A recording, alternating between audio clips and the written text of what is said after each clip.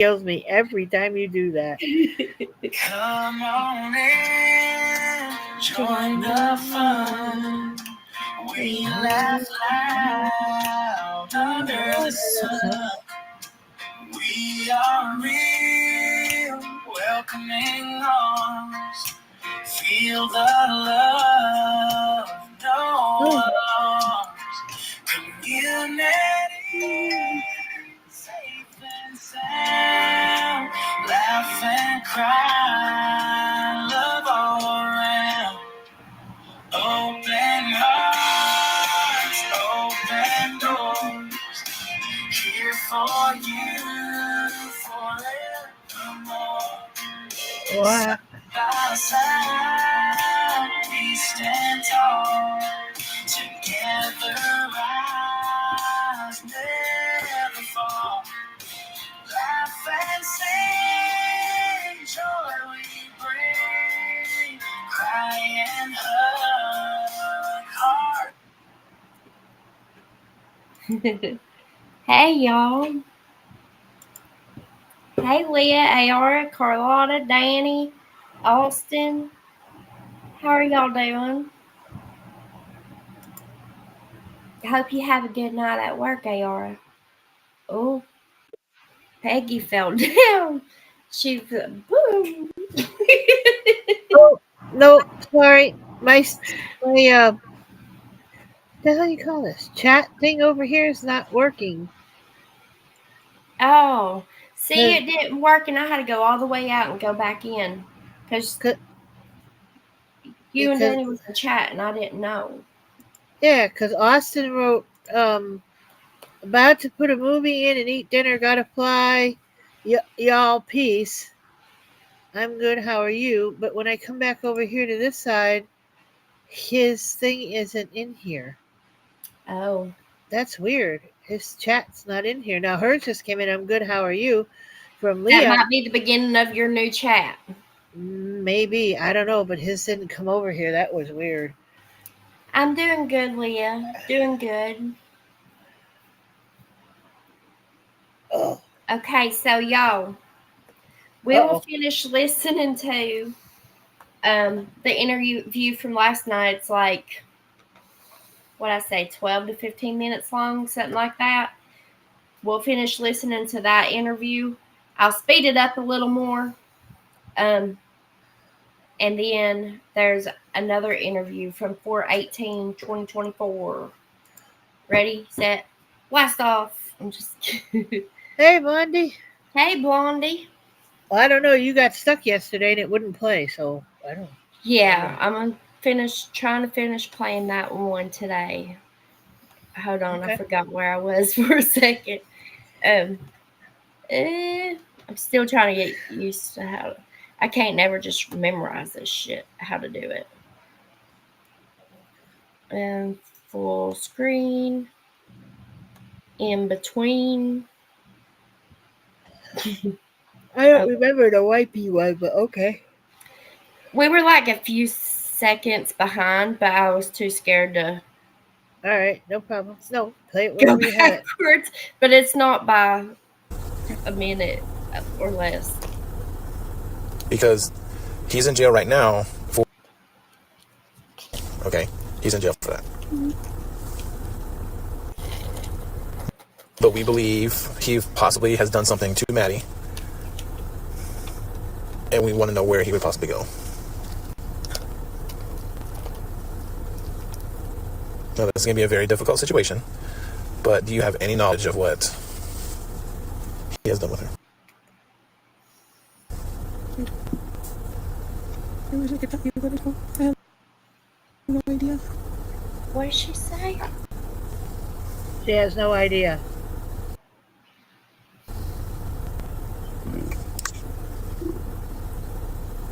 I wish I knew.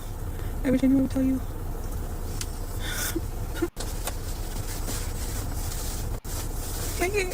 If you switch the homicide, that makes it official for me.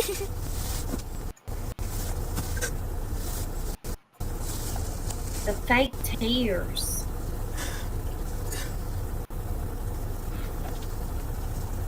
Is there any more images you could show me? Not at this time, no. And he threw away her backpack. That was her backpack in that bag.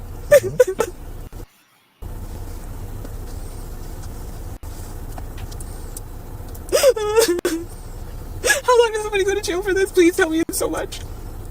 If he did something to her that led in her death, he's going to prison for life.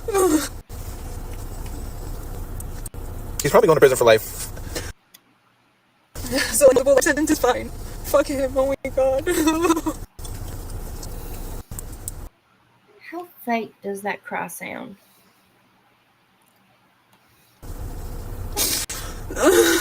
Has he tried reaching out to you from jail? No. Has he tried reaching out to anybody from jail? I don't know. I talked to his dad earlier, but he didn't share much information. I don't even. Did I ask him? Oops, sorry. I don't know how she turns it on and off. She's reached out to him. I know. That's so weird. Sorry, I shouldn't judge I don't people. remember this conversation this morning. Could that be the bipolar? No. Mm-mm. All right, we are going to check on the progress that they're making inside real quick. Did he tell you where she's at? Oh. No. I haven't spoken to. Again, shout out to Plunder? Yeah, Plunder.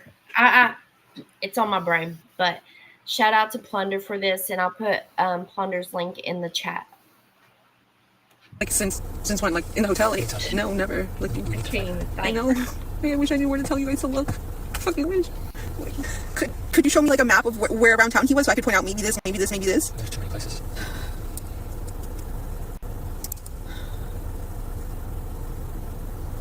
Has he ever talked about giving Maddie medication? Like any of his medication? I don't think so, no. You don't think so, or? No. Okay. Have you ever given her any of your medication? She's got her own medication. Do you double check her medication? When we give it to her, yeah. I make sure I grab the bottle or she grabs the bottle, but like somebody's got eyes on her, grabbing the pills and taking them. Like, it's a tag team situation. She's not allowed to take them alone. So we just make sure that. She Yeah, just I lied. don't want her to accidentally grab the wrong bottle and accidentally alcohol before bed, because that sounds like a terrible idea. How long have you guys lived in Osceola County? On and off for 12 years. What about 7? On and off for 6. Okay. Would you say he's pretty familiar with Osceola County? Does he venture off? No. I know he'll visit he likes to visit gaming shops and like board game shops. Does he drive around aimlessly just to kill? I mean, just to drive? I don't think so. I think he goes out with plans. Okay. Does he have close friends that live here? In Central Florida. No. I'm trying to pin it, but it's The majority of his friends are in Northport, Florida. Northport? Oh. Is he with cars? Is he good with cars? Well, you know how to change oil, change tire. I mean, supposedly he said how many times do you think she's lied so far in just these few minutes?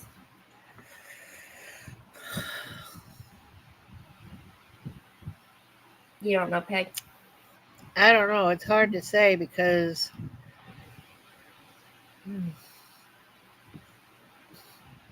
I think the thing that's running through my head is if you tell me something like, obviously it's been bleeped out. Excuse me, I got the hiccups.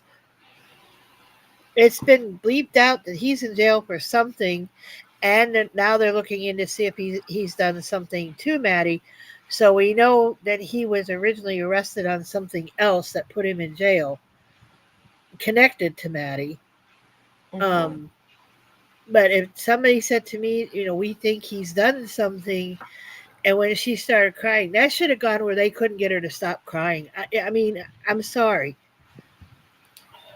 I'd have been a basket case. They'd have had to call somebody in to give me a sedation. Yeah. Because I'd have just been hysterical, She just turns it on and off like it's nothing. Yeah, like, I've never met anybody like that. You're fine, Carl. I don't know.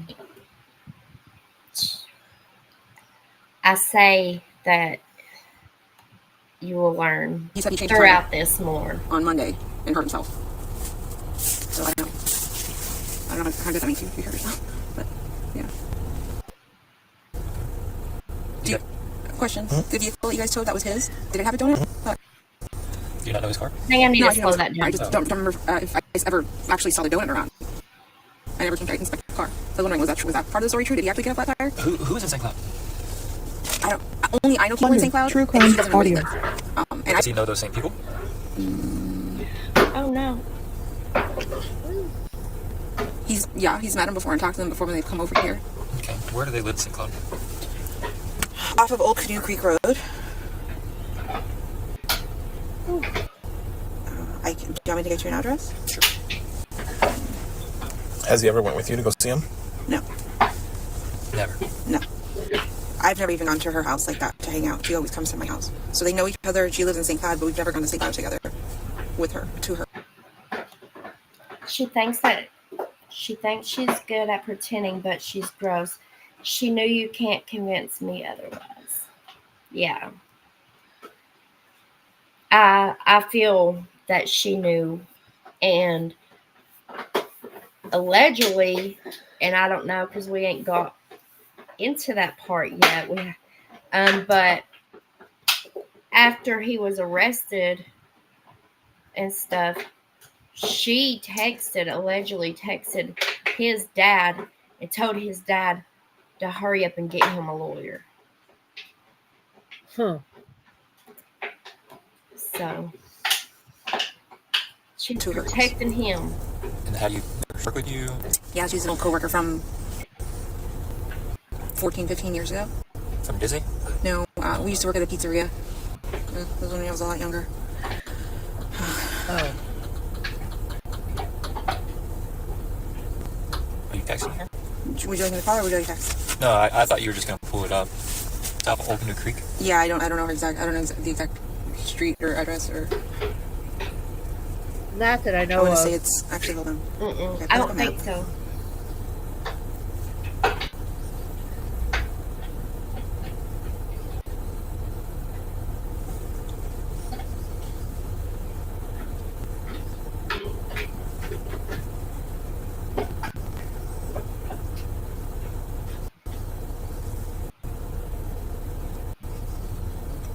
So she lived off of this road right here, Nolte Road in St. Cloud. Mm-hmm. Nolte. That's 192 right there. Yep. Old Canoe Creek, Nolte. She lives around there. Would you be able to point it to me? To which house? No. Not the specific house, but like, is it in a neighborhood? Does she have her own land? It is in a neighborhood. I don't remember where though. I don't know how far down. I have to drive down Nolte. You're probably lying. Are you familiar with Nolte? No. No. No, I think I've only dropped her off at her house once. Drop Maddie off there? No, my friend. Oh, your friend. Gotcha.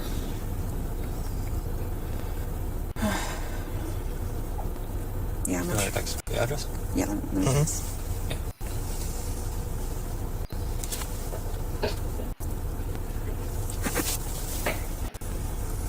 And what was her name? Michelle Michelle. Mason. MASSON. You guys? Yeah.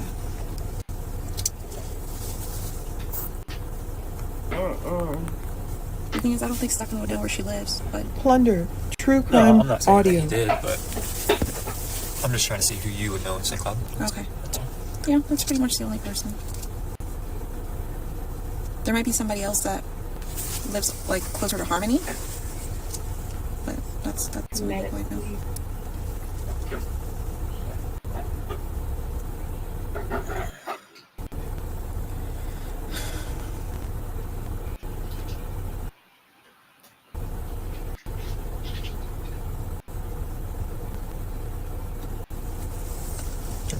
So that is, I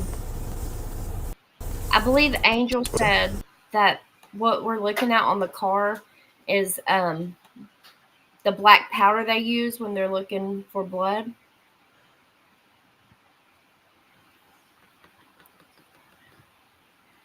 You got anything you want to say, Peggy?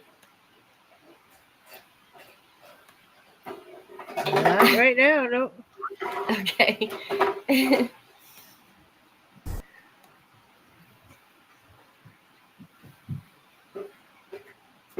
Peggy's quiet. Michelle Mason, right? Is that how you pronounce it?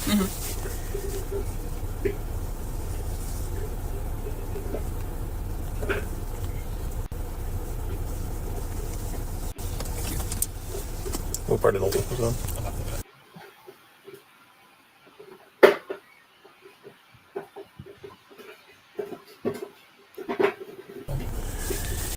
That is.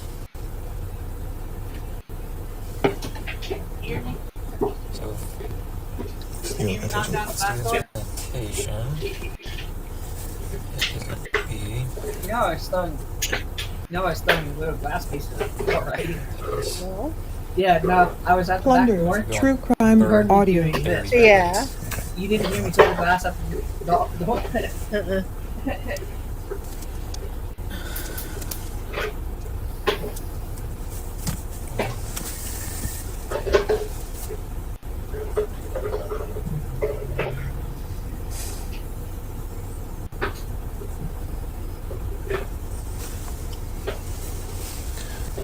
Alright, well, we're going to check, see how they're going on inside. Like what we did last night, you swearing from everything that you've told us today is to the best of your knowledge. Will be good? Yes. Okay. Alright, we're going to conclude this interview. It is 6:35 p.m. Okay, that's the end of that one. Let me push that. And then I'll take you to the other interview. I'll take you on a ride.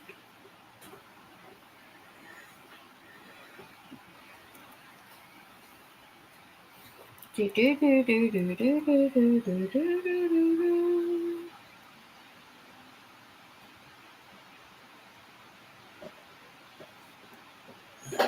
Jennifer Soto. It's being slow, y'all. Oh, I'm gonna die if something happens.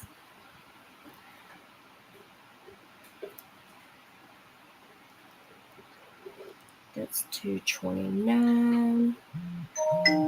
Raw uncut. Okay.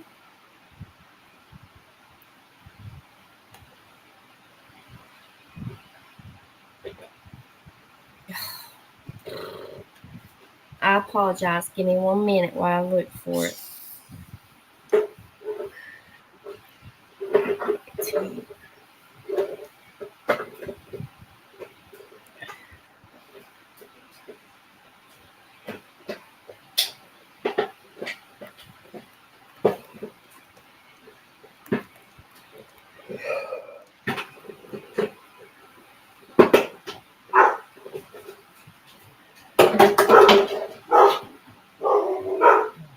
Hey, cool gamer. Hey, cool gamer. Watch now.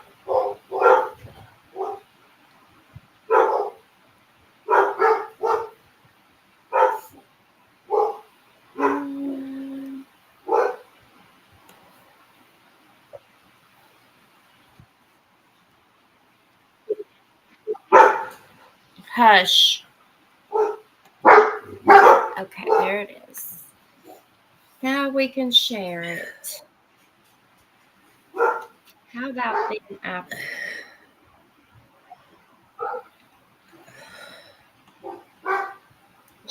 I'm so slow at this. Hey, Danny.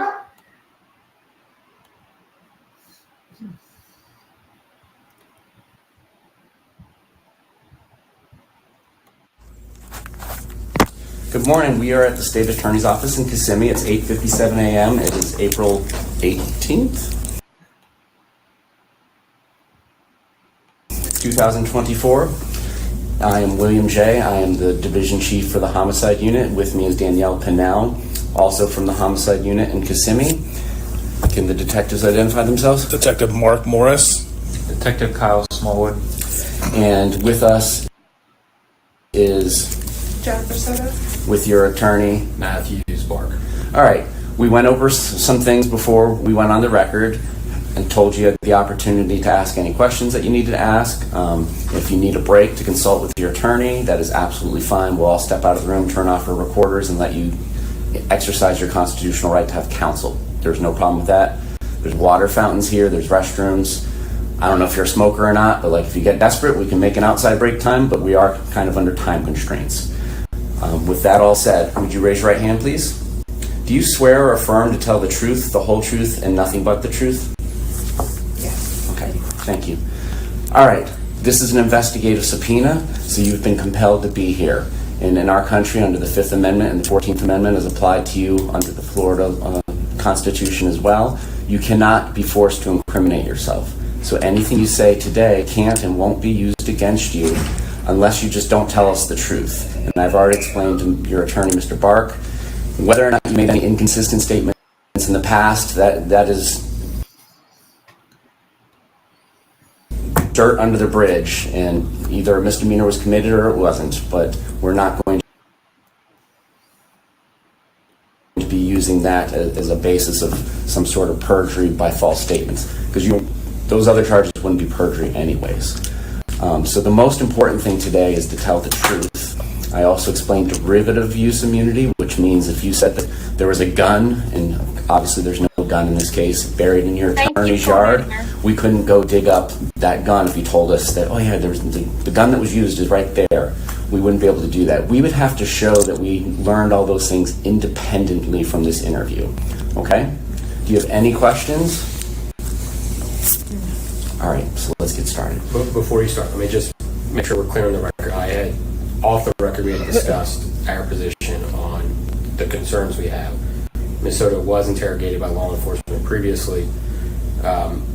She was under a tremendous amount of duress and stress, being that her child was missing and then she was informed was found deceased. There's been media hysteria about this. There's been people asking for her to be prosecuted, tarred, feathered, executed. And so with that said, we have the concern that you brought up about if there's something said inconsistent today, not being used against her for filing a false police report. Right, so for example, if she said something that was false then, and we have no idea that it was false now before this interview, but she comes in and admits that it was false today, we can't use these statements or that admission that it was false against her, just like we couldn't use anything else against her from this interview. Okay? All right. My understanding is that on February 25th of this year, you were working at the hotel on Disney property out at Coronado Springs. Yes. You have to answer out loud and loud enough to get caught on the record. I know you're upset. I know. Yes. All right. And did you get off at 10 p.m.? Yes. All right. Did you go directly home? Okay, so according to her, she was working at a hotel in Disney. That's what she's saying. But I thought she wasn't working, that she was on disability. No, that was before. She had a job. She went on disability. She had a job. Hey, this is her story, not mine. Yes. About how long does it take you to get home? About 25 to 30 minutes. And when you get home, who is downstairs, if anybody? You have a 2-story, is it a townhome? Is that the best word for it? Yes, it's at home. If anybody is downstairs, who is downstairs? I saw my daughter Madeline and Stefan. Do you recall what Madeline was wearing?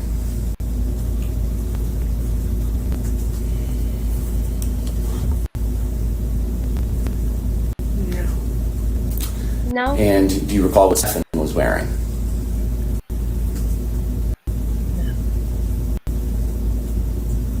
I can't tell you, no. When you get home from work, do you need to kind of eat a late dinner before you get settled in for bed? Yes. And do you eat there at your home? Yes. What do you eat? I think I had a pub sub waiting for me in the house, a sandwich. Okay. Did anybody join you in sitting down and eating? No, I ate in my bedroom. Okay. Did it look like anybody else had recently cooked food or eaten any food there that night?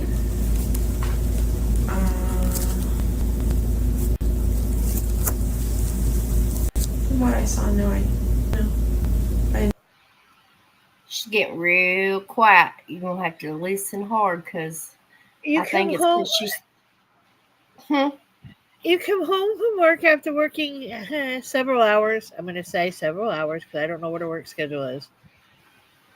You sit down to eat. You come in, and supposedly those two are downstairs, and you don't sit at a kitchen table or in the living room and chit chat while you eat. No, you go straight to your room and eat your meal in the room.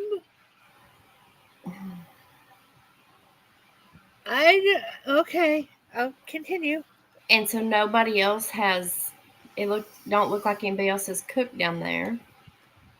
I didn't see anyone cooking, or it doesn't look like anyone had been cooking. Okay. I believe in one of your former interviews you mentioned that Madeline might have gone over with you kind of what she got at the birthday party since you didn't have the chance to go because you were at work. Mm-hmm. When and where does that occur? That occurs like right after I get home. It occurs in my bedroom. Everyone's in my room. And so by everyone, let's just be clear since I understand you have some roommates. So what do you mean by everyone? Madeline, Stefan, and myself were in my bedroom. Okay. At this point in time, do you recall what Madeline was wearing? I don't know. Let me ask it a different way. Can you tell me whether or not she was wearing a long-sleeved green sweater? She's in there with you, and you don't know what she's wearing. Come on, you Sweatshirt and jeans? Oh, no. Okay. Would she have kind of been in her bed gear, or do you think she could have still been in the dress that she wore to her birthday celebration? She would have been in pajamas. I can't recall the exact pajamas, but she would have been in pajamas.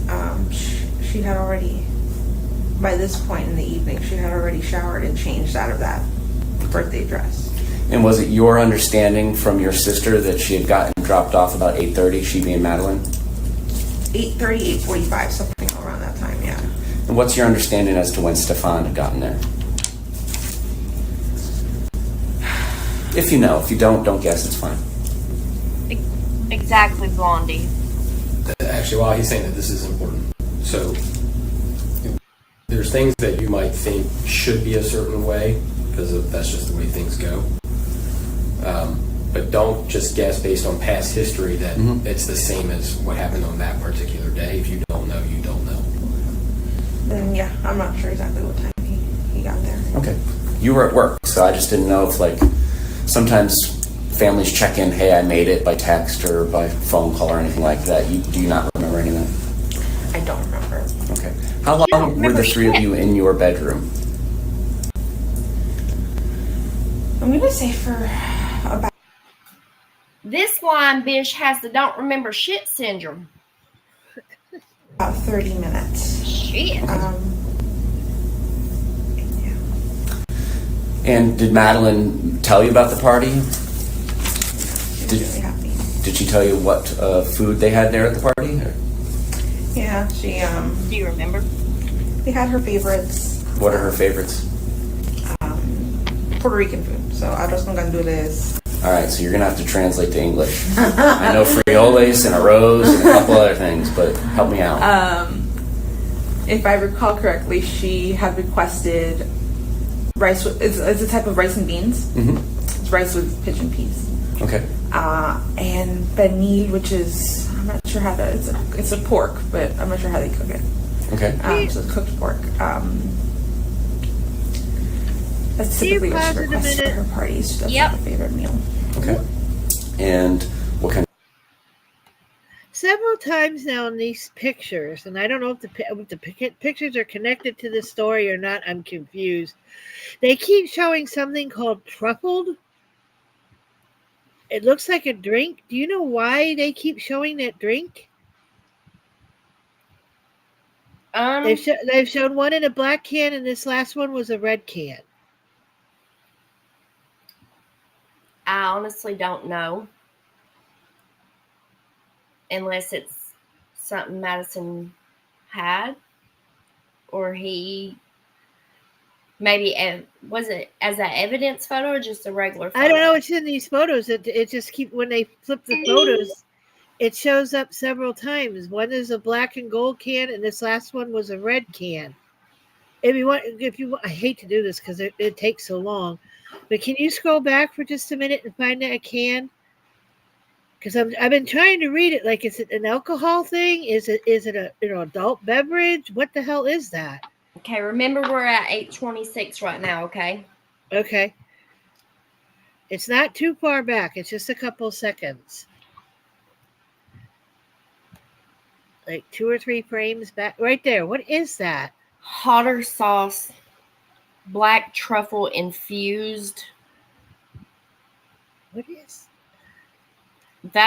I believe that's like is that an SCX? Let me find out. Hang on, hold on. I'm gonna mute so I can talk to my phone. I don't know. It sounds like something that's hot and supposed to be like hot and sexy or something.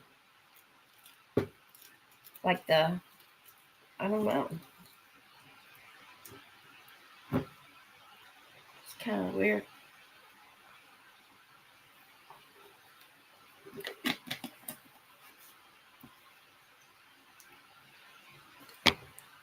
This sauce will add a delicious earthy heat to any dish. Apparently, it's made with the finest red chili peppers infused with black winter truffle. It's a sauce that will add delicious earthy heat to any dish.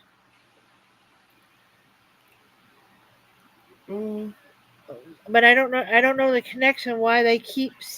Okay, I don't know why they keep showing it. It was just they keep showing this can, and I'm like, why do they keep showing this truck or whatever? Maybe there's something. It's either probably a picture from his phone or something to do with the evidence. I would. Yeah, I'm pretty sure all of these are from evidence in his phone. Hey, Mimi. Hey, Angel. The raw, uncut photos. Mr. J. Yeah, I have no idea. Like I said, they've shown a black and gold can, and then they showed this one, and I'm like, what is the connection? But go back to 8:26. I think you said. Okay. Hey, Mimi. Hey, Mr. J. Hey, Angel. Sorry, I just had to look again at it because I was like, what is the starting at connection? 8:24 because that's the closest I got to 8:26. And what kind of gifts did she get? She got a lot of money. Okay. That's what she ended up showing me. I think she had a few trinkets, but like most of it was just a big wad of money that she was so excited for. All right. Is there any particular reason Stefan couldn't make it up to the party? Because it's my understanding he didn't exactly work or anything. He wouldn't have been invited. The party was held at my mom's house, and my mom and him have never had a great relationship. She's never liked him. So he wouldn't have been invited to the party at all. It just would have been my whole family, and then me. If I hadn't worked, I would have been there. But wasn't there a picture? I'm going to have to look for a fact, but if I remember to the beginning, I thought there was a picture of him and her in her birthday dress at the party. It could have been before she went to the party or when she got home. True. Okay. Okay. Now, during this 30 minutes that the three of you are in your bedroom, is Madeline engaging in any of her kind of nighttime routine or, getting ready for bed? What else is going on, if anything?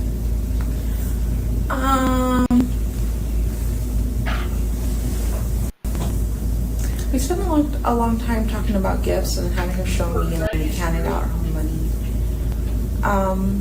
Okay, Blondie.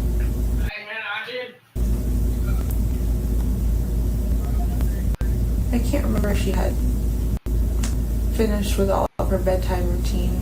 Okay. Does she brush her teeth at night? In the shower. In the shower? Okay. Uh-huh. And that occurred before you got home? Yes. And my understanding with her nighttime medication is that's something that you would like to make sure she had bedtime or so? Something like that, yeah. So were you present for that occurring, or did that occur after you got home? That did not occur on my call. I believe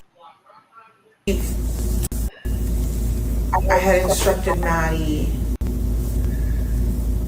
when she got home to go ahead and take them herself. Okay. She believes that she did, or she didn't. Because I believe shouldn't be a correct answer. And is that something that she's allowed to do? And yes, Danny, from time it to time, is. yeah. When you say they, is there what my understanding was there was some hydroxyzine? Is there anything else she takes at night? Just hydroxyzine. All right. And the Miralax is when? Miralax is. So that would have been earlier while you were at work too if she took it? Yeah. May not have because she was at the party? Yeah, because I had been training at work that week and we had been going back and forth with my mom's a lot. The Miralax wasn't consistent. Okay. All right. Now, Madeline, does she lay out her clothes for school the next day, or is that something she gets in the morning, makes a game time decision like my kid? Typically, it is a game time decision morning of. Okay. What about this specific evening? Do you remember anything about it? Yes. Hey, Lilith. This evening, we had, I had already discussed prior to Stefan coming to visit that he was going to help me take Maddie to school that day. So because I knew that was what was going to happen that night, I had asked Maddie, pick out your clothes, have everything ready, have your backpack ready, your water bottle, everything you need ready so that way you could just grab your stuff and head out. It won't be... Now this is the interview from 418.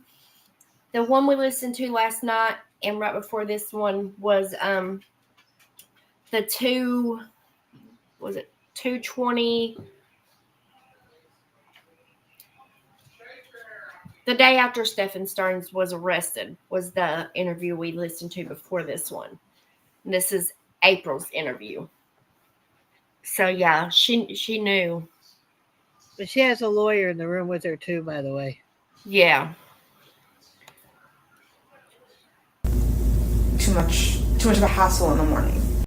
And so she did. She picked out her clothing. I asked her what she was wearing, and she told me what she had picked out. I said, okay, fine. All right, so she picks it out, but does she physically take? This is also one of the evidence photos. I'm not exactly sure what. Take it out of somewhere wherever she stores her clothes and put it somewhere. I'm not sure. Okay. I'm not sure if she took that clothes upstairs with her or anything like that. All right. You didn't see them in your room, and AJ. did you have the opportunity to kind of see her cubby part of the living room to see if she had put them on her bed or anything like that? I hadn't seen them. Does Madeline have like a water bottle or a hydro flask or whatever the kids call it that she likes to sleep with and bring up or bring wherever she's sleeping?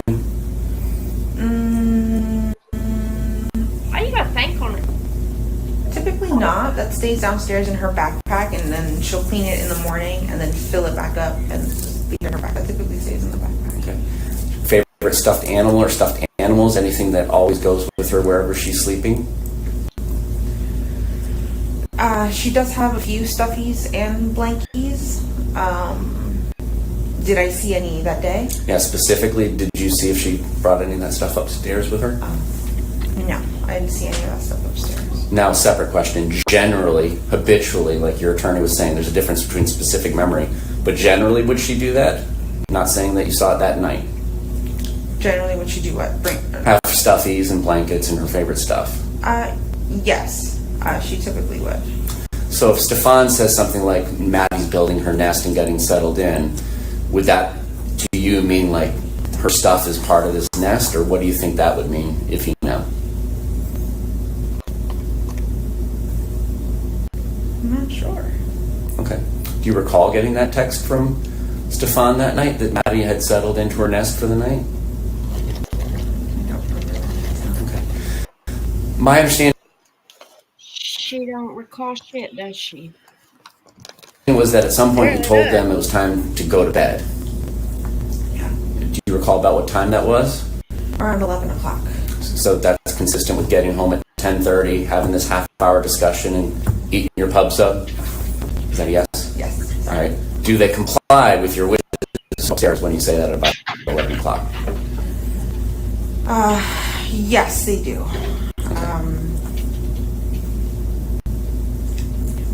Is there any further communication between either you and Madeline or you and Stefan about, all right, kids, it's time to go to bed, anything like that? Or was that the last you had heard from either one of them that night?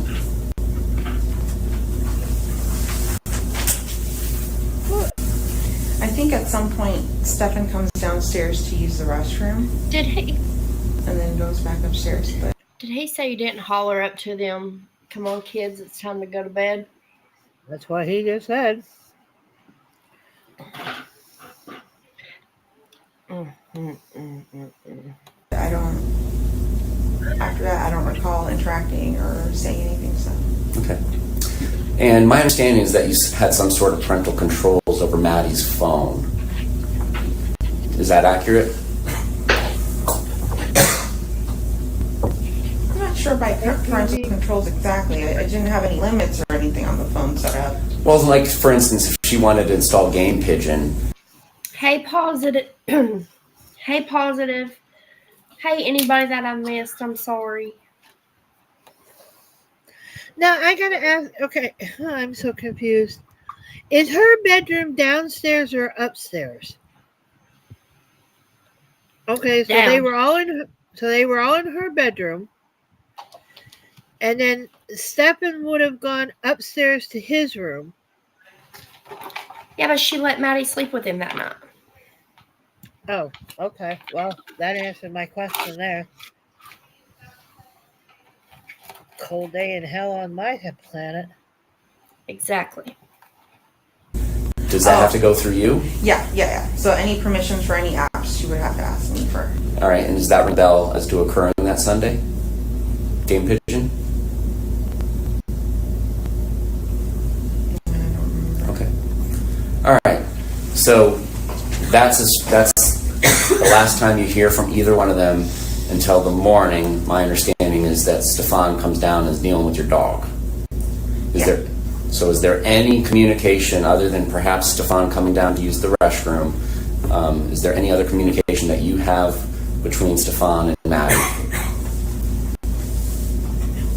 Do you see them? Now, I've said communicate. Do you see them? Do you go up and check on them? Do you see Madeline or Stefan from the point you kick them out at 11 p.m.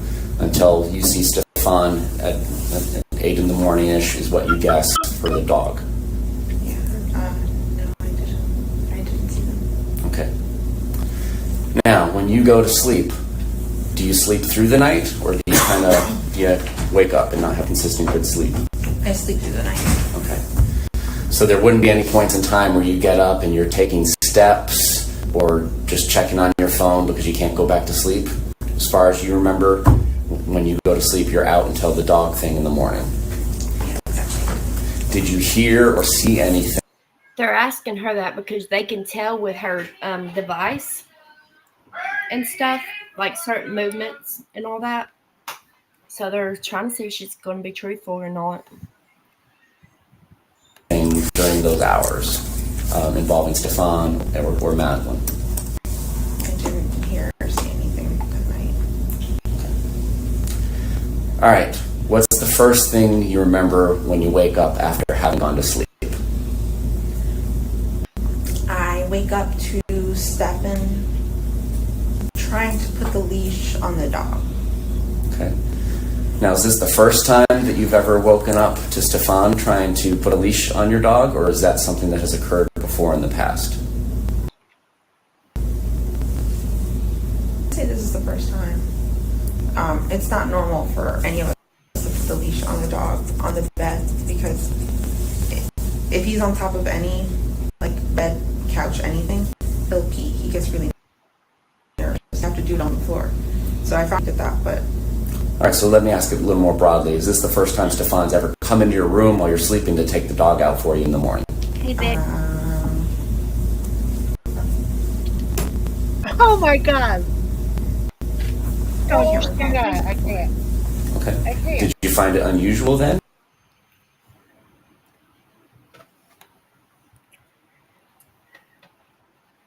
You okay, ma'am? No, ma'am, I'm not. I can't with this woman. She made it sound like in the other video that he had done this before. That he'd come in the room to get the dog, to take the dog to the bathroom. Now, this is the first time he's ever come into the room to get the dog to go to the bathroom. Yeah. I told you that she's a liar.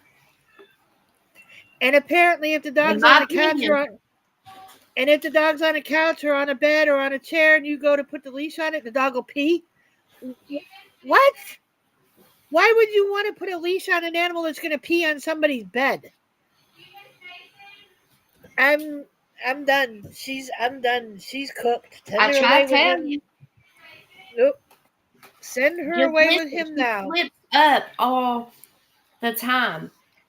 And yeah, she's thinking of what to say, but like when she pauses, that's what she's doing. She's thinking, should I tell the truth or should I not tell the truth? It's that guilty conscience messing with her. And I'm sorry, and hello, Victor, by the way. I do see you. I'm not ignoring you. Sorry. And hi, She's PV. a child to bed with a man. But not me. But here's the other thing. A lot of these questions, you should be able to answer them just like this. You don't need to stop and think.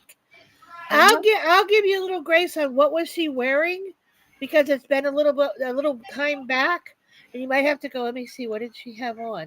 But you should be able to come up with an answer. Mm-hmm. Not sit there and go. Let me think. No, these should be these kind of answers, and she's dumber than dirt. And then I get it. I know. I'm sorry. I'm pretty sure whatever traumatic thing she had in her life, he groomed her as well as he groomed the daughter. I do understand that. But I'm sorry. If you've done something to my kid, my brain is going to come around to kick you in the ass. I don't care what happens to you at this point. He can't do anything to her. She knows where he is. It's not like he's coming home tonight and he might try to snuggle in her bed. He's behind bars, lady. Come on. I'm sorry. Go ahead. I'll shut up. Where's my paper towel? No, you're okay. Don't put your paper towel. You're good. I think my son stole my paper Be towel. all right. What'd you think when this was occurring? When it happened, I think I was more. I found it off, but I was more worried over the dog. I was like, please don't pee on the bed. I don't want to do laundry. Okay. So I was more anxious over that. I would have He questioned. put the dog on the leash What are you doing? and told me to lay down and go back to sleep. And I said, okay. So were you not laying down when he tells you to go back and lay down? No, when he put the leash on the dog, I shot off the bed because I was going to help him. I was like, no, let me do it. And he's like, no, go back to sleep. I'm fine. I got this. Hold I up. said, okay. Now, do you go back to sleep or do you check your phone? Did she say she shot up off the bed and was like, Yeah, let me because do it? she didn't want the dog to pee on her.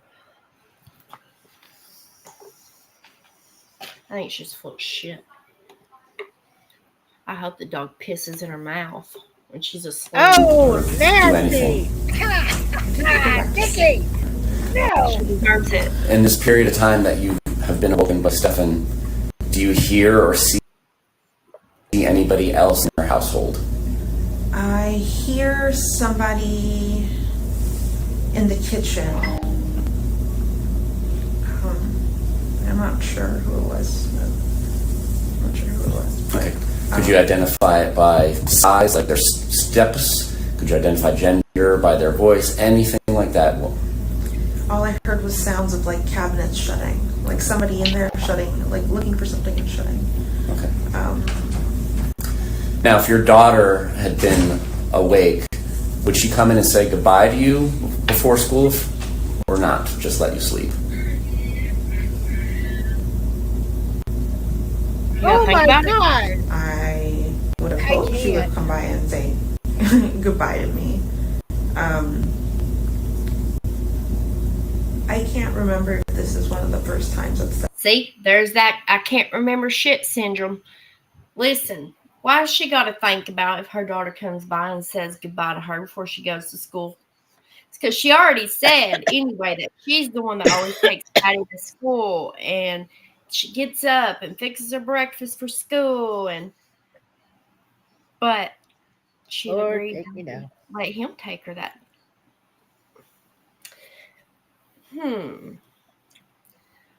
Jennifer, are you lying to people? Stefan actually took her to school, so I would have hoped she would have said good night, but I'm not sure.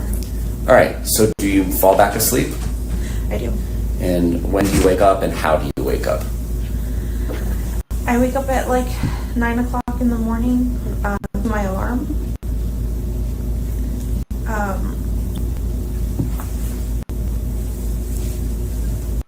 Yeah, I wake up at 9 o'clock in the morning to my alarm. I get ready,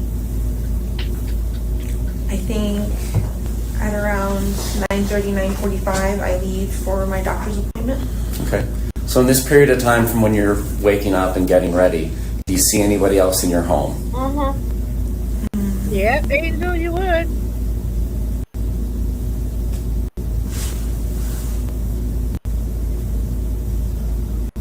At this point, I'm not too sure.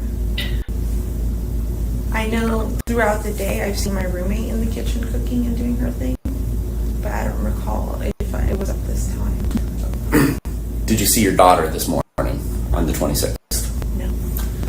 Did you have any texts or phone Say goodbye to me. calls or any other type of communication through any app Hold up. on your phone? Like, Would you say, Peggy? Oh, I was She just had to being a think smart about ass that one? going, huh? Oh, I thought you said she didn't have to think about that one. She quickly said no. No, because her answer already was when he said, "Did you see her?" She should have gone, "No, I already told you she didn't come in and say goodbye to me." But her first, she said that she seen Maddie that morning, and then in that other interview, it was that she must have I forgot, but she didn't see Maddie at all. She didn't see Maddie at all that morning. She just heard some noise in the kitchen, so that's why they're questioning her again about that. See what she says. Well, that would make sense. It would make sense to me if Maddie's getting ready to go to school. Wouldn't she grab something for breakfast before she went out the door? So it would be her daughter in the kitchen. You'd think. I mean, I know most kids today can get a breakfast at school. We didn't have it when I went to school, but I mean, even my son, who sometimes ate breakfast at school, sometimes he didn't. He would always have. I love this one. His idea of breakfast was a sandwich. So he either had a bologna or a peanut butter and jelly or a ham sandwich every morning for breakfast. That's what he wanted for breakfast was a sandwich, and I figured it gets him going. Because my husband, you say it's not very breakfasty. I said that's what he wants. That's what he's going to get. So he always had some kind of a sandwich before he went to school. And he would tell me sometimes if he got there early enough, he might run in and see what they had for breakfast. Yeah. Otherwise, he just went to class. So, I mean, you would think and she had to do her water bottle, right? Because she said every morning she cleaned her water bottle out and filled it before she went to school. Yep. So wouldn't you think if you hear somebody in the kitchen, you've got to think it's Maddie getting ready to go? But she also said that she told Maddie to have her clothes and water bottle and everything in her backpack so there wouldn't be any slowdown in the morning. Yeah. It's good thinking, Peggy. That's good thinking right there. She did say that. And she didn't change it until the guy asked her if she had a water bottle or what the hell did he call it? A drink, something or other that she would take to bed with her. And her mother said no, it was usually in her backpack. And she washed it or rinsed it out and filled it up in the morning. Yep. But the night before, because she was going to have him drop her off at school, she was to have her clothes laid out and her water bottle and everything in the backpack ready to go so they could just go out the door and go. So there's that. See? I don't like this lady. She's killing me. Go ahead. Go ahead. Go ahead. She's a liar. Oh, my brain is hurting. Hey, so Mom, bad. love you at school, whatever. Any communications from Madeline? Anything from her? Nothing. All right. How about from Stefan by the time that you wake up at 9? Any texts or communication from him? Maddie's dropped. I'm off to the game store or whatever he's doing. No. I didn't hear back from Stefan until 10:20ish, and he had told me he left his phone at home that whole morning by accident. Oh, And I convenient. had asked him how the morning How went, how was convenient. Maddie, and he let me know that this morning went great. We made great time. She got busy super quick. He was going to take her to McDonald's for breakfast, but she changed her mind. All she wanted to do was sleep in the car, so he let her sleep. He took her to How far school is and this dropped her school? off, or he said he dropped her off. I don't and know. That was it. And you had a 10:15 appointment for a blood draw? Yes. And did you go anywhere else prior to getting to your appointment for your blood draw? Did you go directly there or not directly there? That's basically the question. Oh, I went directly there. And after your blood draw, did you go directly back home? Yes. About what time did you get home? Sometime between 11:15 and 11:30. Did you have any other appointments or doctor's appointments later in the day? I was supposed to have had one, but I canceled it When did you cancel it? that same day Why did you cancel it? because it was a $350 Botox appointment that I didn't want to spend the money on. I changed my mind last second. When you get home from your blood draw appointment, is there anybody else at your home?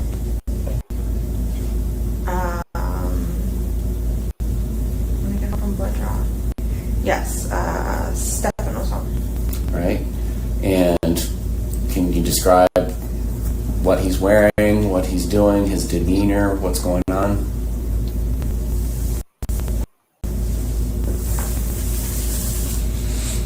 I can't recall what he's wearing. It might be a red shirt with a graphic on it. Okay. He's recall what he sitting wears. in my bedroom on my desk. Prior to you getting there, he's in your room? Or is that where you guys go to talk? He was hanging out there in my room. Okay. My room is kind of like the general hangout spot. Okay. I walk into my room. He's sitting there on the computer chair. He's talking, acting normal, asking about the morning and how everything went, and that he let me know the errands that he ran that morning, what he was up to. And what did he say he was up to? He said he had dropped Maddie off at school and then afterwards went to a vape shop so he can buy vaping things. Okay. But that the store wasn't open, so he waited a long time for them to open. They never did. So he drove around, killed time, and then eventually made it back to my house at like 10:20. When later on, when I got home and he was home, we started discussing, or he started telling me that he was going to go back out to run a few more errands in a little bit down 192. And he gave me the name of a few stores that he might stop at. And I'm like, okay. I asked him if he wanted to meet me at my house by 2:30 so that we can go pick up Maddie from school together. And he said, yeah, he'll be back by 2:30. And I said, okay. So was that the plan, to get her together, or was it ever discussed that he would get her alone? The plan was for us to get her together. Okay. All right. And so does he leave before you leave? Actually, before this, while we were still discussing, while we were having the conversation in my room, he did mention at one point while he was sitting there, that he had to reboot his phone, or that he had to update his phone.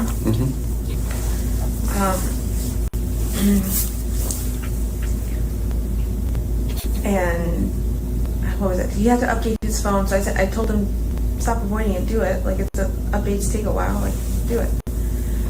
And while he was updating his phone, he said, I don't know what I did, but I just factory reset my phone. And I said, that's weird, I didn't let you do that. He said, yeah, a button popped up and I pressed it and it just reset my entire phone. And I'm like, oh, that sucks. So does he leave before you do to go do the errands he was telling you about? Yes, he does leave. Do you stay at home until it's time to go get Madeline? Yes. Do you hear anything from Stefan while he's out doing these errands? No. So 2:30 rolls around. Is Stefan back home yet? No. At this point, I leave. Do you try and call him or text him or communicate with him? Yeah, I had been calling him, like, maybe starting 15 minutes before I was supposed to leave, just to see where he was. Did he answer? No. I leave at 2:30. Around 10 minutes later, I get a phone call from him. And he said, I'm so sorry. I left my phone at home again on accident. Oh, bullshit. Yeah. I was driving down 192 and my tire exploded or shredded, and I had to pull over into one of the plazas and change my tire. He said he hurt his thumb doing that, and that he was late and didn't make it back on time for that reason. All right. When you leave to go pick Madeline up at 2:30, do you take her phone with you? I do. And how is it that you come to That's weird. get her phone to go with you? At some point in the morning, I was organizing and putting things away, and I walked into her bedroom and I saw her phone on her dresser. And I just assumed, she must have left it here while getting dressed and forgot it.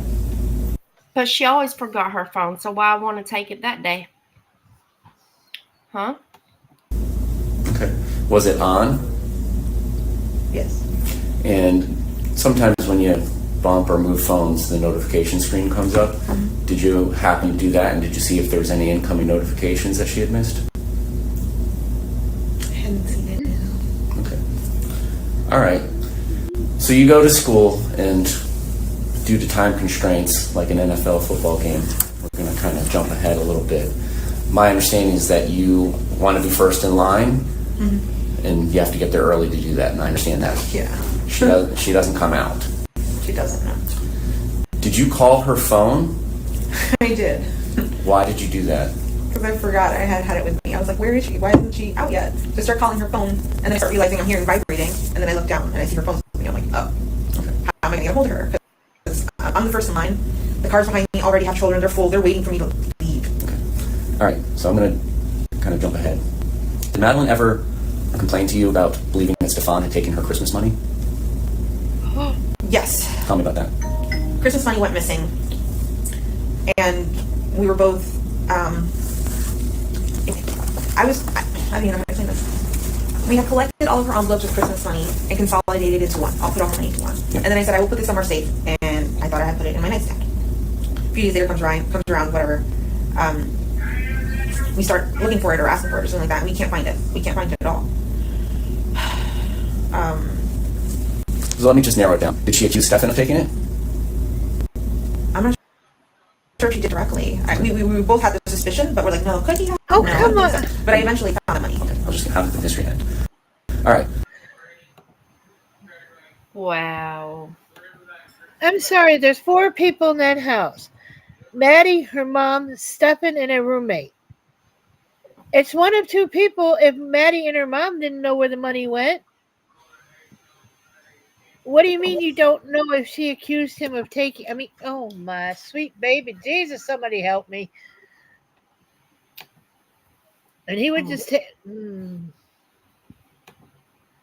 Okay. So you had just started this job at Disney Coronado Springs like a week or 2 earlier, is that right? Yes. And your sister and other family members would help with Maddie getting to school because of your job? Yes, my mom, my sister, yes. Okay. Why is it that now Stefan on February 26th is coming up to help as opposed to any of your family members helping getting Madeline to school? I had asked for him to come and help me because I think I was working a lot of night shifts or like really late shifts, and I just wanted the opportunity to see Maddie, like, because I would spend more time with my daughter throughout the week while I was working, versus had she had stayed at my mom's, I wouldn't have seen her all week. So that was just me wanting to see her and spend time with her. Did Madeline stay at your mom's house fairly frequently? Every few weekends here and there, like just for the weekend kind of thing. So like if she described it to her friends as like her second home and like kind of offer up it's better jacuzzi and pool, does that sound like that's the place? Yes. Where does Madeline sleep when she's over at your mom's? She will sleep in bed with my mom. Okay. Did she ever have sleepovers? Like have friends come over and sleep over? Slumber parties, no. Did she ever go and attend any? No. Is there any particular reason? I mean, she's a 12-year-old girl on the cusp of being 13. Yeah, I've been very uncomfortable with sleepovers just because I know what can happen. Anything can happen at a sleepover. Well, then you can be the host house like we kind of were. You never hosted any sleepovers for her friends? For her friends. Did she ask about it? Yeah, she did ask. Was it probably a source of contention or argument? There you go. Go ahead, Peggy. I'm sorry. The Oh, what? yeah, that was my what come out. I mean, I get it. I mean, in today, the way things are, I get being hesitant. And again, it comes back to, I know her mother went through something. I'm not sure what, because I'm not that much into the case. But a young girl of 13, that's one of their biggest things, is to spend the night with their friends. Having sleepovers, yes. I mean, and usually that involves one other kid. It's usually not 10 or 12. I mean, some do, but most they've got that one best friend, and that's who they want to come over, or that's whose house they want to go to. Trust me, 3 granddaughters, I have seen it. I have let the girls bring their best friend over here to spend the night at my house. So I don't. But I think she couldn't do that because I know she knew what that man was doing to her kid. Yep, and she didn't want anybody else to find out, or maybe him try it with another kid and then everything come out. And that, yep. But my God, I mean, I'm surprised because, like I said, Grandma, you want Sally to come spend the night? Sure, honey, you can go make a pallet in the living room, watch some movies. I'll make you some popcorn. Mm-hmm. What can go wrong at Grandma's house with 2 kids in the living room? What? But and I said, I'm sorry, I get it. Maybe some mothers don't want their kids spending some night at somebody else's house, but okay. Mm-hmm. It was, I guess, what was the source of argument was her, and she wanted to really sleep over her best friend's house, and I just kept saying, no, you never know what could happen. I don't know the dad, I don't know the brother, I don't know anybody there. Like, I don't know what could happen to you. So, I'm just afraid of it. So you're Madeline do her own laundry?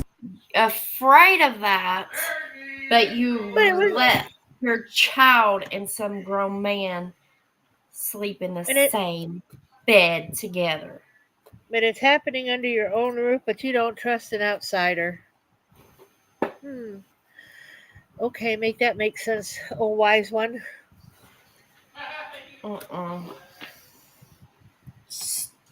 Bish. Yeah. Did she cook for herself? I was teaching her how to make a few things, so I mean, yeah, she could, I guess. Okay. What's her normal routine for getting ready for bed?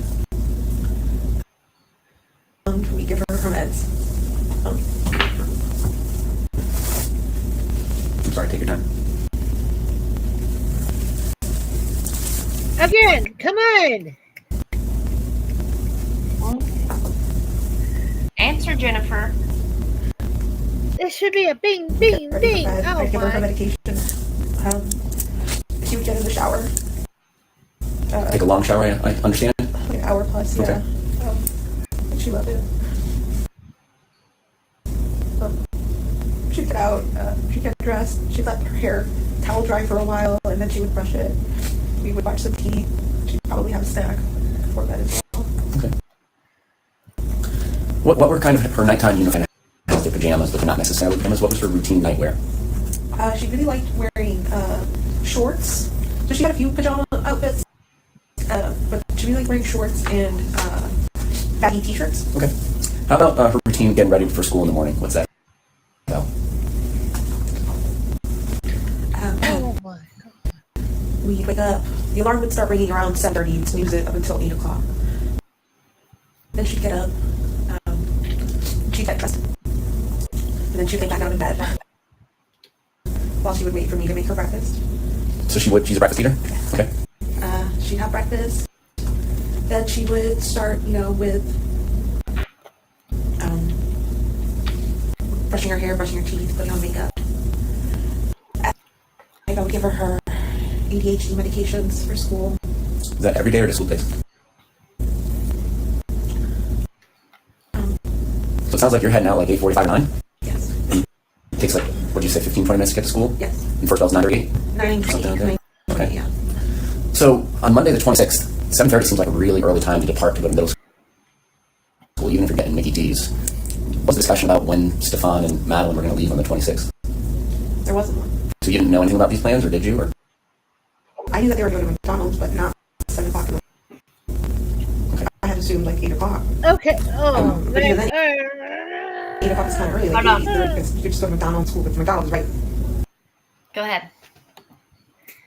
She just said, and that's what I tried to look up on my phone and I couldn't get a clear answer. They left the house at 8 something, and she said it took her 15, 20 minutes to get that kid from their house to the school. He said he was going to take her to McDonald's. She changed her mind. She just wanted to sleep, and he let her sleep. 15, 20-minute nap in the car to go from the house to the school? Yep. And I feel that did that have something to go along because he knew it was possible there was a camera there that took a picture of her that where you wouldn't be able to know if she was asleep or no Right. longer with us. And he supposedly he dropped her off at that church 2 blocks away from the school. Because she didn't, according to the report that I read, she didn't like his car. It was kind of junky, and she didn't want the kids at school to see the car. Yeah. So he dropped her off 2 blocks from the school, and she would have walked from the church parking lot over to the school. Yep. No mother. So just call how much of a nap did she get if they left the house and it only took 10 or 15 minutes to get to the actual school, and he dropped her off 2 blocks before the school? She wasn't napping.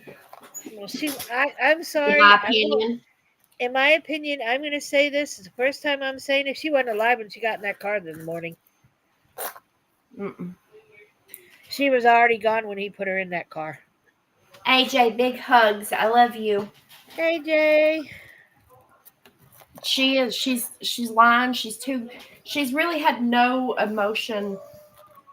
Mm-mm. Like real, true. Like I can't believe this happened. That's my child. None of The block away from the school. So Madeline's not driving, so she can eat while she's riding. Yeah. So I She don't. takes about an hour to get ready in the morning? Mhm. Yes? Yes. So if they were leaving at 7:30, you'd think she'd have to get up at 6:30 to get ready and go through a routine, right? Yeah, it's extremely early. Okay. And is that what Stefan told you after these events unfolded? Was that they left early, like 7:30? What did he ever tell you? It was early. I can't remember the time. I think I dropped her off in front of her school sometime between 8:15 and 8:45. You say I. What do you mean by that? Did you drop her off that No, morning? I'm speaking. Sorry. Okay. As what Stefan was telling me. Stefan let me know that he dropped her off sometime between 8:15 and 8:45 on the road by the church close to her school. Mm-hmm. And I remember asking him why so early. That's too early. School doesn't start until that early. Oh, I don't know. We just left the house and made good time. I wasn't paying attention to the clock. Okay. Did Madeline ever hex from taking the hydroxyzine in the morning? Like still be kind of sluggish? Yes. How often would that occur? Was that like every morning or not every morning? Not every morning. If we happen to give her medication later than normal routine, that would happen. But Okay. And were there ever any instances where she had taken too much of the medicine? Perhaps you and Stefan had given her medicine, not knowing that the other person had? yes, that's happened How before. many? Just once or more? I would say once. Were you taking medicinal marijuana in pill form at any point, or THC? Yes. And what do those pills or tablets or capsules look like? They're purple capsules. Did you ever suspect or confront Stefan about giving those medications to Madeline? No. So during this incident where Madeline No. had been dosed with hydroxyzine, do you recall any conversation you had with Stefan inquiring as to whether or not he had accidentally given her any of your THC? That hadn't occurred to me. I had asked him the one morning Maddie wouldn't wake up and get ready for school, and she was just out of it.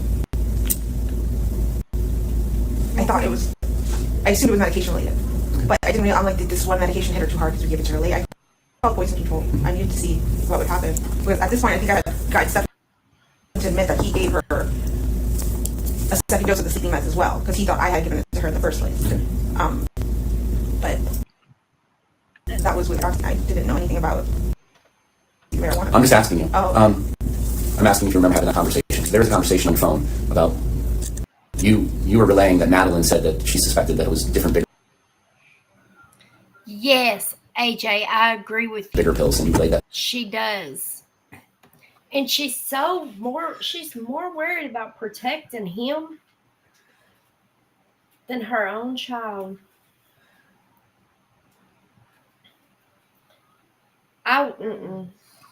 If I have time, there's a part I do want to read to y'all, unless they say it in here. But this was a transcript thing. But it depends on if I have time, and it will answer. Like That Stefan had a conversation. Same And feeling. if you don't remember it because it was a year ago, that's fine. My next question is, you have two female roommates, Yes. and one of them has a child, a son that sleeps part-time over there. Yes. And so my understanding is they're kind of, it's like I don't know what to call it, like a bed and breakfast. There's numbers on the doors upstairs. Well, let me. I hold my hoops. That's my mom for Bell. There you go. Hold my hopes. Well, and now I thought it was 4 people. It's 2 roommates and a kid. So that's 6.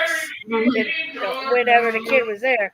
So you have the original 3, 2 extra people, not 1 extra person, 2 extra people in that house that had to have known what was going on. Yep. Oh, I agree. I'm out. Walking in the I'm out. It's not a mother, it's someone who gave. Yes, I agree, AJ. And like Absolutely. I said, I'll repeat myself in case somebody ever wants to come in and point a finger at me, because I don't like fingers being pointed at me. I get it. Something happened to that mother years ago. Whatever. Do I believe that he possibly was? Oh my goodness gracious! Was he grooming both of them? Yes, but how do you groom 2 extra roommates? You don't. You don't, unless they were all in on it.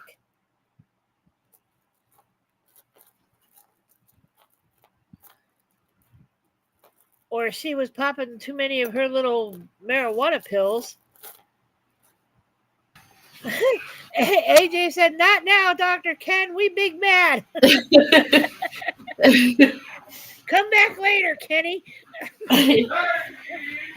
She's a piece of shit. And I believe with everything that she knew. She knew all along what he was doing to her. And not to mess anything up, but you remember the little girl? Oh God, what was her name? This is Maddie Soto. Oh, the little girl that the father got custody of, and he never should have got custody of, and the stepmom, Yes, and they drove around with her. Montgomery. Harmony Harmony. Montgomery. That Behi that married her father knew exactly what was going on, did nothing to stop it, and I think Maddie's mom is the same way. Yep. They're cut from the same cloth. People look the other way. Oh, God help him if he did. I don't know. I just, to make it easier for the roommates, I just labeled each bedroom. So they're in 2 and 3. Yes. All right. Now, bedroom number 4. At one point, you told the police that your sister was staying with you, and that's why the sleeping arrangements were as they were. Was your sister ever staying with you, or did I misunderstand what you said? No, my sister wasn't staying with me. So let me ask you this. At what point did Madeline's bedroom kind of become the living room? When did that setup start? I think as soon as a few months into us moving back into that townhouse. And when would that have been? Hey, Quage.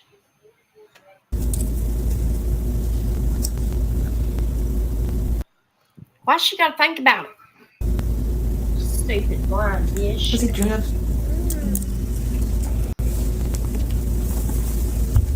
Sometime in 2022, but I'm not sure when. Okay.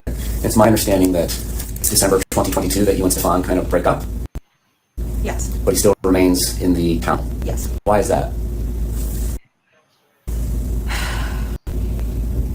Why is So that? even though we were broken up, I still considered him one of my best friends.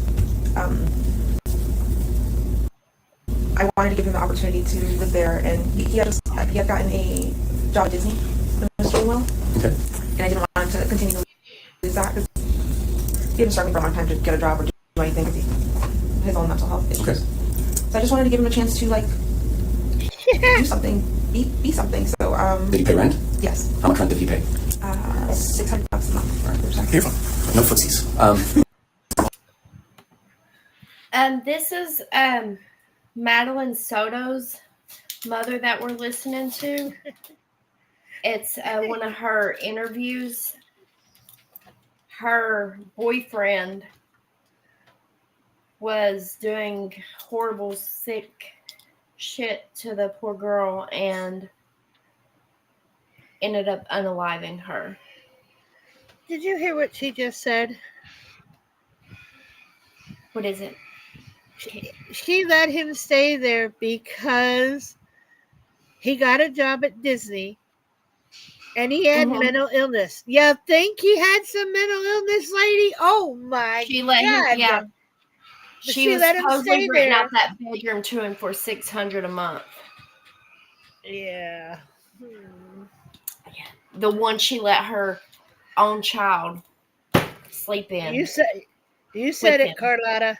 You said it, Carlotta. Well, and not only that, she took the kid's bedroom away and put other people in it.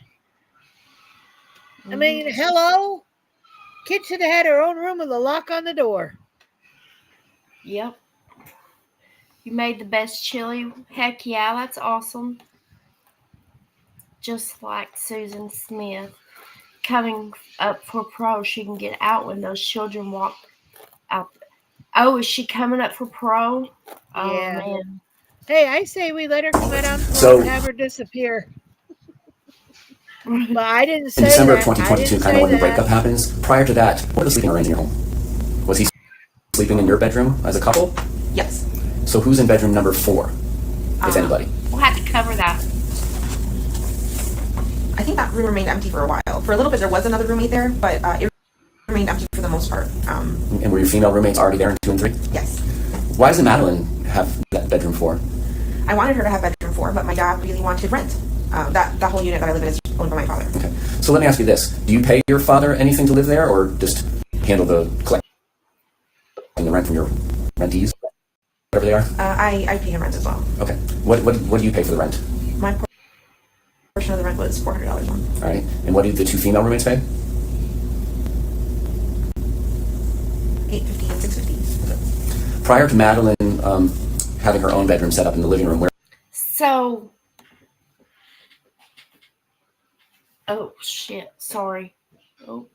So, that was her dad's place and they paid him the rent. She paid $400, the roommates paid $850, and Stefan paid $6. It's Somebody make that make sense to me. That's a hell of a lot of money for rent. Oh, Lord Jesus. Damn. Where was she sleeping in that townhome?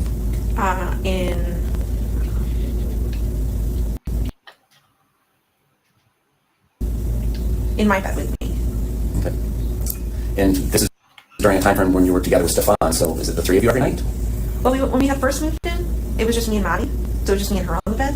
Then I think we eventually got her own bedroom. Stefan moves in eventually, and then, yeah, at that point, it does become the three of us on the bed. So Madeline's 12, and she has her own bedroom. And how often does she sleep in her own bed alone? Hardly. She doesn't like sleeping alone. And she doesn't like the living room. It's too big, too quiet.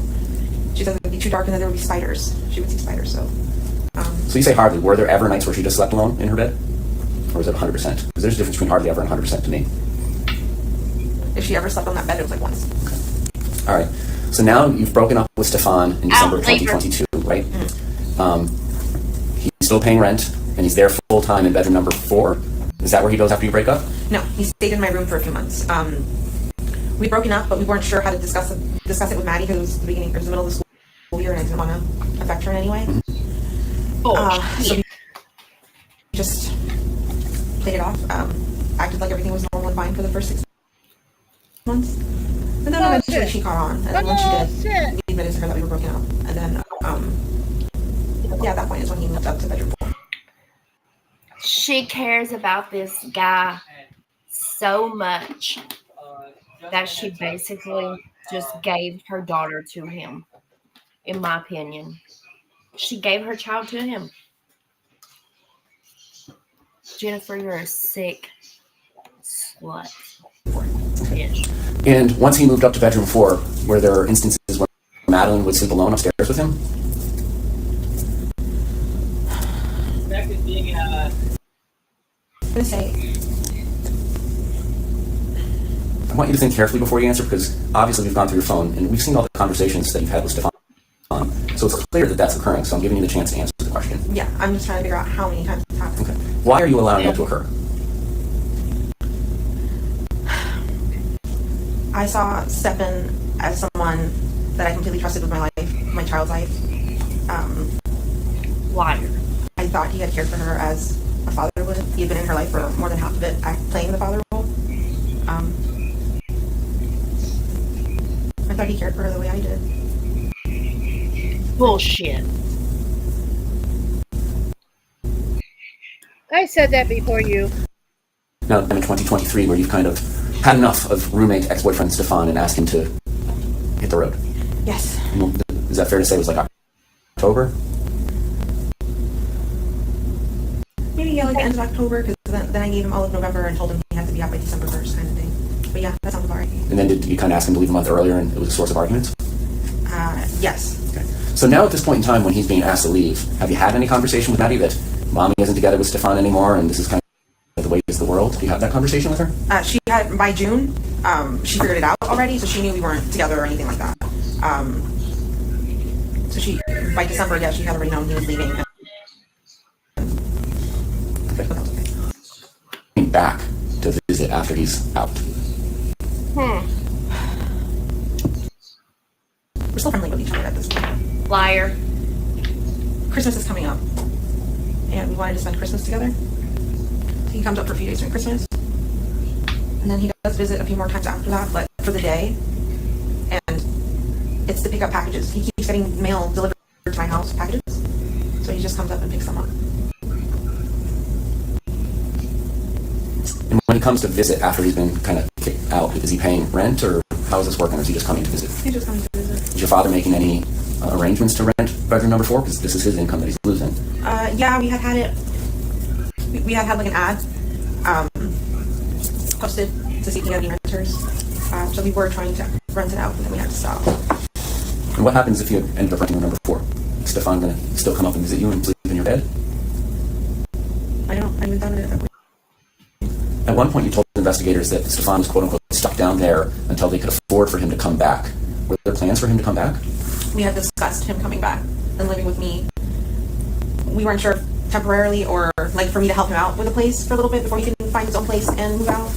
Or we were also considering talking about living together as a companionship. You're my best friend who's helping me out with my trial. Because you told investigators that a lot of the reason your relationship fizzled off with Stefan was that your antidepressants. You had moved on to other people, had you not? Yes. And so despite having moved on with other people, you were still having Stefan come up and visit, and there were plans to cohabitate with him again, potentially. Possibly, yes. My nerd card. Maddie had the opportunity to go visit her biological father in the fall out in Texas. Is that a yes? Yes. All right. Do you remember texting the biological father, hope nobody touches Maddie or tries shit or films her under the bathroom? Do you remember sending that text? No. You don't remember shit, do you? I hate having to look at his face. Orange County Sheriff's Office back in February? Because that seems like a very oddly specific thing to text the father, so you didn't know anything about what was going on filming underneath bathroom doors? I have no idea. I don't know why I would have texted them. June 16th of last year, about 9:30 p.m. Actually, I can't actually get back to that. Okay. What? I think around the time that Maddie was going to fly out to Houston, there had been an airline person that had gone to the bathroom and placed the camera on the toilet to film. And I remember thinking, I don't want Maddie, I'm afraid of Maddie being alone on the plane because what if an attendant does that to her? Says, hold on, let me fix something in the bathroom. And in reality, they're setting up camera because this did happen to a girl. So I want to say you may have been concerned about that. Now, June 16th of last year at 9:30 p.m. and 27 seconds, you texted Stefan this. Maddie's no longer sleeping with me. I can't risk it. What does that mean? Why she gotta think about it? What's it mean, Jennifer? How often was Maddie sleeping with you? Often, all the time. Well, you keep on saying often versus all the time. Was it 100% of the time or not? Not 100% of the time? If she wasn't with my mom and she was with me, then yeah, she was sleeping with me. And if she's at mom, she's 100% of the time sleeping with mom? Your mom? With my mom, or she doesn't have her own room, I guess. Like there's another spare room she could use, but for the most part, she prefers to sleep with my mom. Okay. Now, my understanding is that you had some sort of period tracker that you kept track of Madeline's period with? I had a calendar app that I would write. I would write what days she would get her period, yeah. And obviously, Madeline doesn't have a job, so she's not going out and I'll be buying right products back. that she would need if she had her period, right? You would have to do that for her? Is that a yes? Yes. So, do you remember using any of those products at all in February? Because I assume take the trash out, or does she take the trash? How does all this work? I take the trash out. In February, no, I didn't notice her using any of her feminine hygiene products. Did you have any conversations with her about that? No, but I didn't notice until after everything. Because it would have been due like at the beginning of February, and this all happens at the end of February, so she's almost due again in March. So you never had any conversations with her about not having her period at the beginning of February? No, she's had other periods that have been missed or like super late, so I just assumed this was going to be one of those situations again. Okay. Did you ever discuss her periods or lack of periods with Stefan? It's my understanding that Maddie had to take Marilax. I'm familiar with that myself because of my daughter when she was little. So she had constipation issues? Would it ever comfort, physical pain, bleeding? Yes. And how are you aware of that? She would tell me. There have been moments. So we've gone to doctor's appointments. They've run a lot of tests on her. They told me why her body is doing what it's doing. But she's shown me if there was blood or if she's in the bathroom and she just can't go, like it's stuck. She showed me that too. So did she ever specifically seek treatment for tears or bleeding or anything due to her bowel movements? No, I don't think so. Tears or anything like that, no. I don't think there was ever On February 26th, the whole purpose of Stefan coming to Madeline to school was so that you could get some sleep. You had missed your medications Saturday night and so on and so forth, right? Yes. Is there any particular reason Stefan couldn't have driven your car to take Madeline to school and therefore not embarrass her and he could just drop her off normally?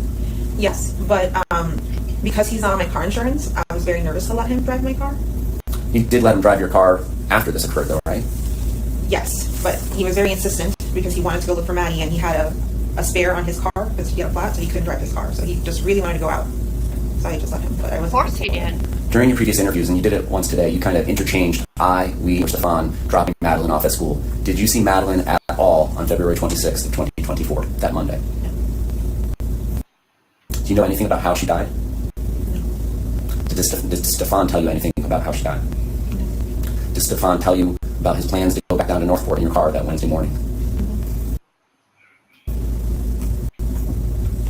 Got any questions, Mark? I'm getting close. I'm going to jump through because I'm making notes as we're going on. So, how frequently did Stefan come up here after he moved back to Northport? I'm going to say How many times total do you think he came back here? 2 to 3 times. Do you remember if those were? One was like the week of Christmas.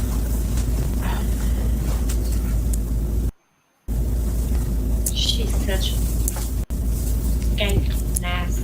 I can't remember when the other one was. Was Stefan in town the week or two prior to this last time he came?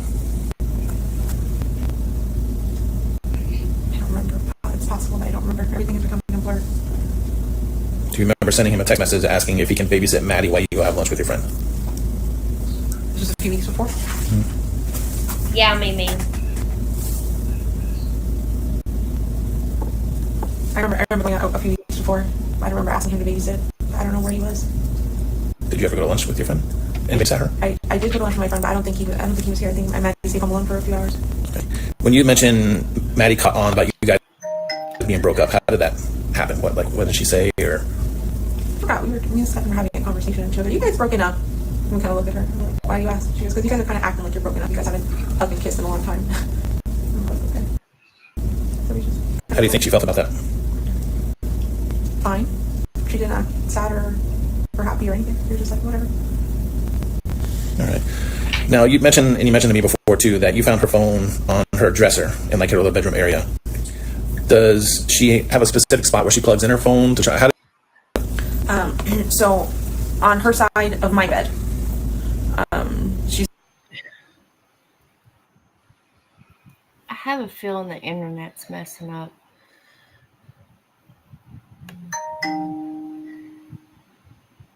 We have 9 minutes left of this interview.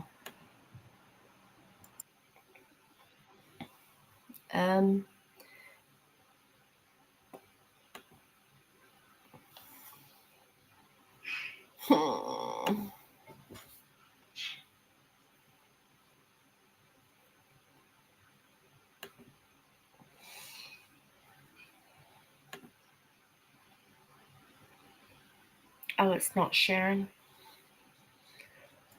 Okay. It might not let us finish this, just like last night.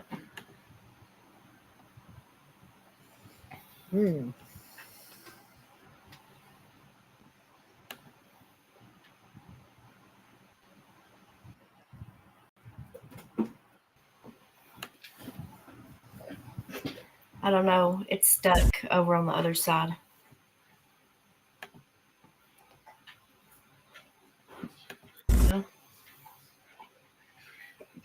I charge my phone on the charger next to me on my side of the bed.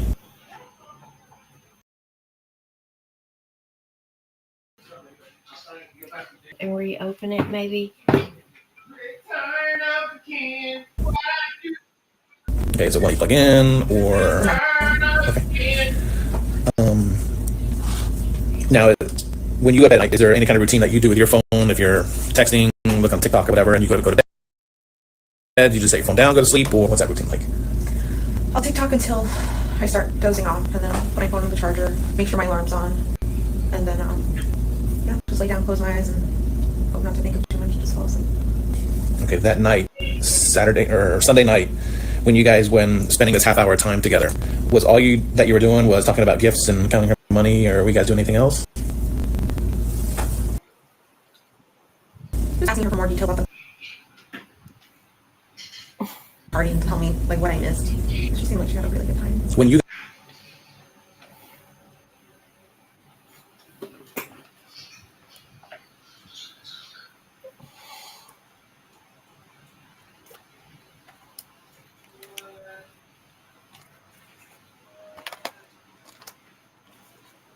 It says I'm not on.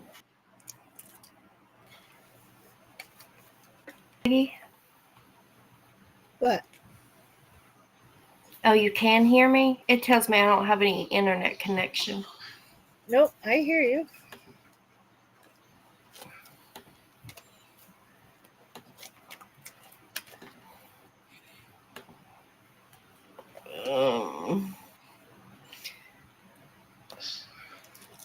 Let's see. I'm going to try it again and see if it works.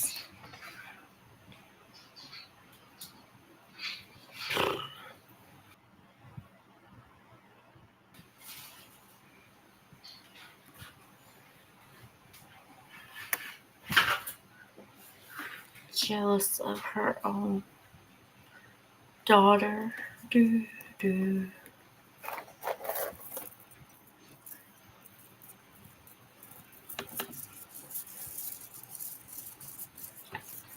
I don't know if it's going to let me, y'all.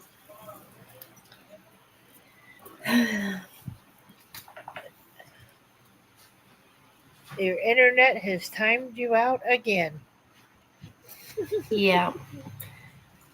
Okay, I'm going to just... What we'll have to do tomorrow is just listen to the ending of that, and then we'll go through some other stuff. But I can get on here and read you some of the transcript of... Let me find it. Raw uncut audio. Nearly 800 case file evidence photo. Let's see.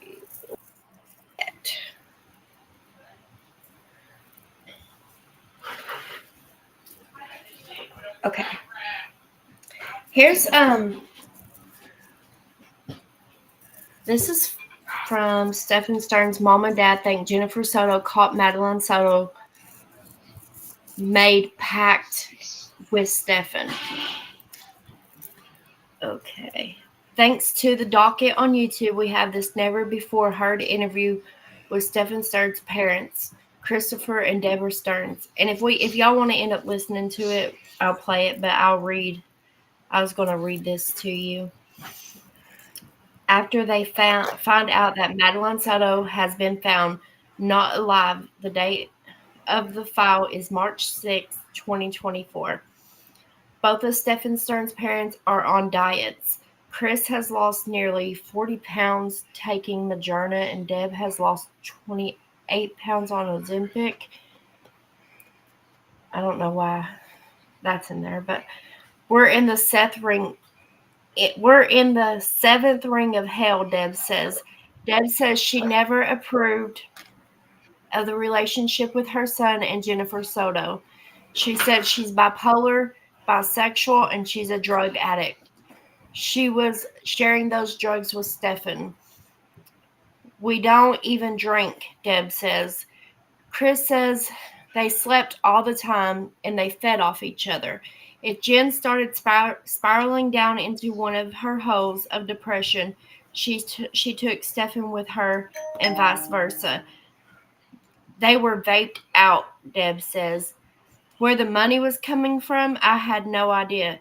Chris says of the income Stephen had to buy packages of his toys that would arrive in the mail. Jen knew that Stephen was socializing with another woman who worked at Disney. Chris had to get Stephen away from Orlando because he was paying $600 per month for Stephen to rent that room in Jen's condo, and Chris couldn't afford it anymore. What are you going to do, Stephen? Bring a new woman home into your room with Jennifer in the next room? Stephen's parents say Jen and Stephen were like a sex with benefits type of thing. There was always something that prevented Jen from working consistently. Jen and Maggie were fighting all the time, butting heads like two rams, Deb says. She would be on the phone with Stephen and hear the ladies going at it.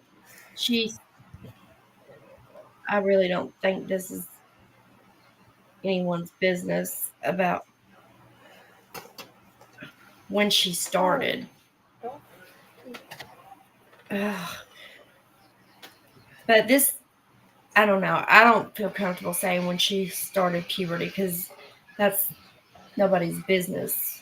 But at blah blah, Deb says of Maddie, saying she developed quickly and became precocious. Deb calls Maddie a girl who suffered from bipolar disorder and says Maddie had incidents at school where boys would push her against the wall and grab and feel. Make your time. Oh, thank you, Manny. Jen had a script for medical marijuana and she vaped all the time, says Deb, but Deb wouldn't allow it in her house.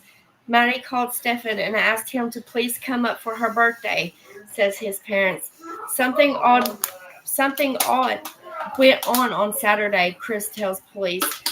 Well, Jen's going to pay for the trip, Chris says of the fateful Sunday, February 25th, 2024 trip that Stefan made up to Kissimmee because Chris was done with paying for his grown son. Stefan planned to stay in Kissimmee for 1 week, and his dad says we were welcoming that break. Deb got a gift of sea glass bracelet and necklace of mermaid tears for Maddie's birthday. Deb described their dogs going on high alert at 3:19 a.m. on Wednesday, February 28, 2024, standing on all fours, giving the war bark and looking at her window. She didn't see anything like a critter or rabbit. Have you talked to Stefan since he's been arrested? No, Chris says in this interview as Deb talks about solar flares that took down Facebook. What the hell? Have you talked with Jen since he's been arrested? Chris says he had a text message exchange with Jen about getting Stefan's guns out of the condo. But she's gone dark. She's avoiding me for whatever reason, Chris said as the cops explained that they had Jen's phone. What a stupid thing to do. Why would you let Maddie to go on and be in there on a single bed with Stefan?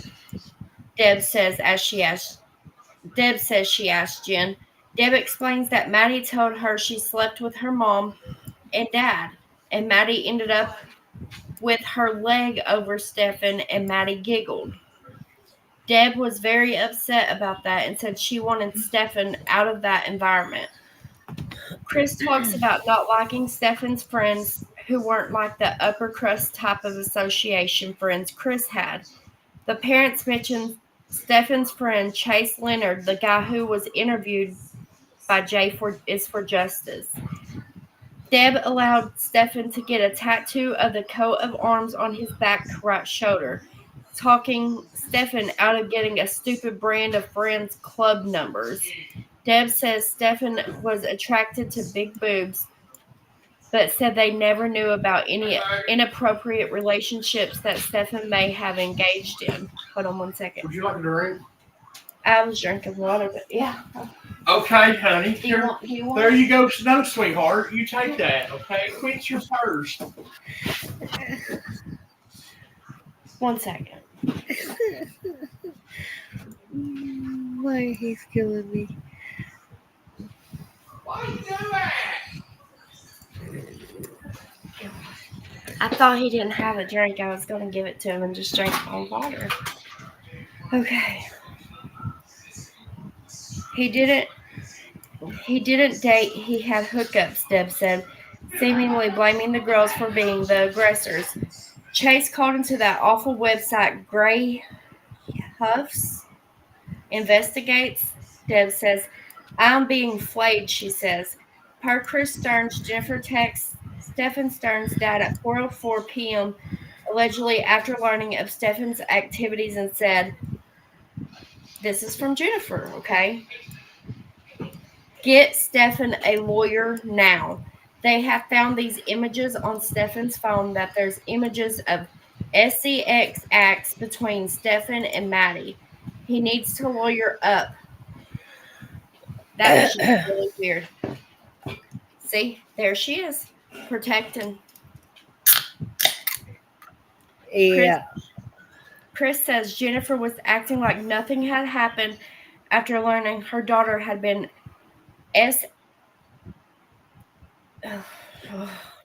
essayed by her boyfriend for at least the past 2 years.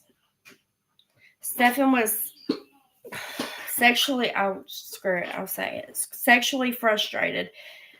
Jen told his dad the same thing is echoed throughout the newly released PDS by Kissimmee PD. His parents watched the controversial news interviews with Jen and Stefan, laughing at inappropriate times.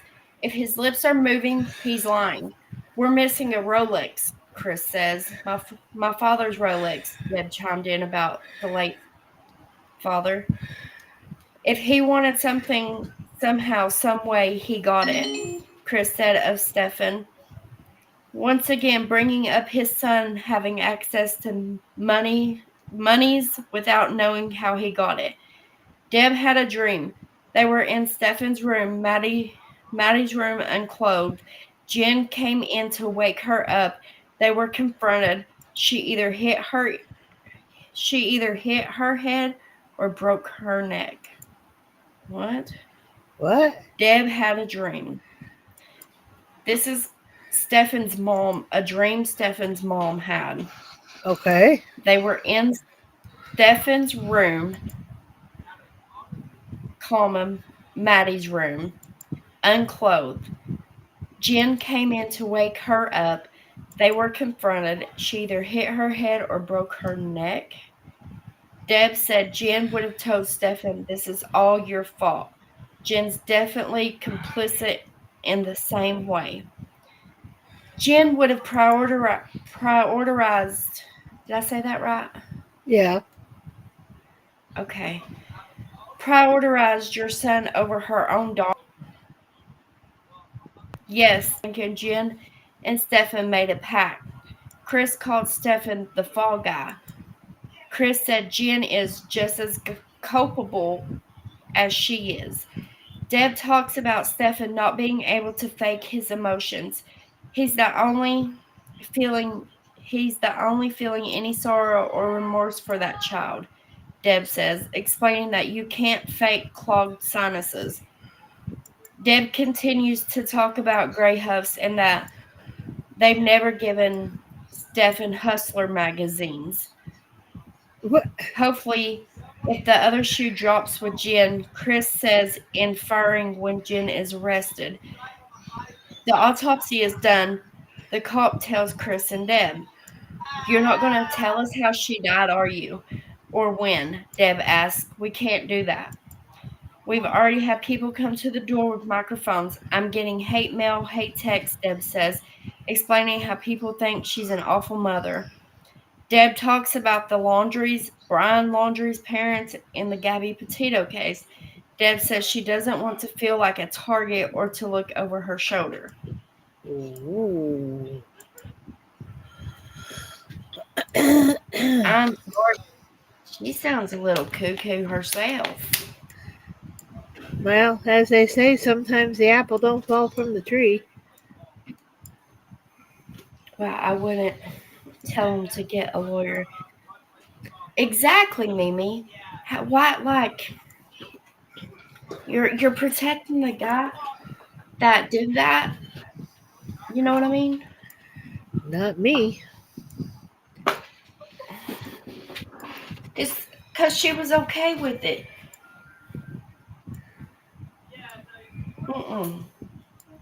She loved So, this sick man so much. I know this is stupid to ask, but now it's in my head. So they were living in a condo? What? They were all living in a condo? Mm-hmm. Damn, those things ain't cheap I think either. the roommates didn't say, and I know maybe, I don't know. The roommates didn't see or know that this child and this grown man sleeping in the same bed. They had to have, especially if they were in bedrooms 2, 3, 4, and 4. They had to have known that child was coming in and out of his room. There's no way you wouldn't have known a child was not sleeping in the living room. I don't care who you are. You would have had to have known. So that my feeling is anybody in that house should be held just as responsible as he was because they didn't do anything to help her. Uh-uh. And it's sounding to me like mom was keeping herself drugged up, and this poor little girl thought this was all normal. And then you got his parents who knew something was wrong with him and didn't do anything to get him the hell out of there. I really feel like something has to be wrong with her, or she literally brainwashed. Because I can't understand a mom being. I can't either, Danny. Mm-mm. I just. That's like, why I'm okay, go saying. ahead. Am I cutting out, or is it just Peggy? It might have been just me. It keeps going. Like a robot, like a robot, like a. Kiss me, PD. 2 PDs during the autopsy. Doctor expressed concern over the hyoid bone in Madeline's neck. Let me see. Let me click on that. On page 37 of the 52-page document, it says Jennifer assumed law enforcement was looking into Stefan because he was the last person to see Madeline, and she wanted to believe he had nothing to do with her going missing. Jennifer said once we showed her the photographs, that is when she realized Stefan was guilty. I asked her what she thought Stefan was guilty of, and she replied, "He's been grooming and abusing my child." I asked Jennifer if she thought Stefan killed Madeline, and she said, "At this point, I do." On page 41 of the 52-page document, it says, Chris said Stefan looked very stressed out on Saturday, 2/24/2024 evening. Chris said he felt that Stefan was more stressed out over something rather than upset at something, but had no idea what was stressing him out. On page 46 of the 52-page PDF, it says, on 2/26/2024 at 0919 hours, Jennifer's cell phone was physically removed from the wireless charger. This is consistent with her daily activities with removing the alarm notifications or snoozing the alarm. There were several other messages between her and Stefan regarding Madeline sleeping in the same room. Between her and Stefan regarding Madeline sleeping in the same room together. There was also text messages between Stefan and Jennifer claiming Stefan gave Madeline an extra dose of her medication when it was not necessary. On page 49 of the 52 PDF page, it says, on 4/10/2024 at 14:53 hours, Stefan calls Chris Stearns using inmate identification 1419688 at 12:57 minutes into the call. Stefan tells Chris, "You know that I would have never wanted that for her," meaning Madeline. Stefan then says, "I'm not sure really that any one person is specifically responsible. It's probably a combination of factors that led to it. I have never felt anything like that before. It was horrible."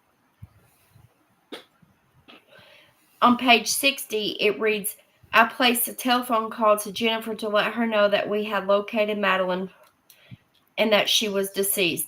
Jennifer started to cry over the phone and handed the phone to her father to continue the conversation. I told him that I would be in touch with the family in the next day or two. On March 2nd, 2024, at approximately 1,000 hours, Detective Smallwood and I responded to the medical examiner's office of Madeline's autopsy. The autopsy was performed by Dr. Stephen Giles. Prior to the autopsy, I examined Madeline's body when it was initially uncovered. I noticed her socks were clean on the bottom, which confirmed my observations when she was located in St. Cloud. During the autopsy, Dr. Gills expressed concern over the hyoid bone in Madeline's neck. Dr. Gills stated that the right portion of the bone was not intact, which could possibly be related to being strangled. Dr. Gills listed the initial outcome of the autopsy as pending. I'm sorry, give me 1 second. God bless it, I'm gonna knock you over. She's gonna knock him over the head. There was this one. Did I tell y'all the part I read yesterday? I gotta find it.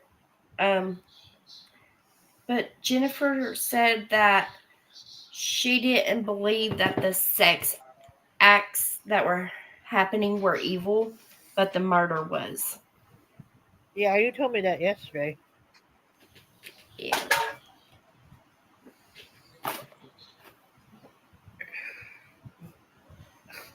And then there's okay. And we'll finish the rest of that interview tomorrow. I'm back, had to put into bed. Poor I really Ian. feel like something. Oh, I read that. Hay Life is a highway, 3 numbers away from within $25,000. Oh, you were only 3 numbers away from the power, whatever the heck they call that, the Powerball. or I was something like thinking, that. who's 3 numbers away?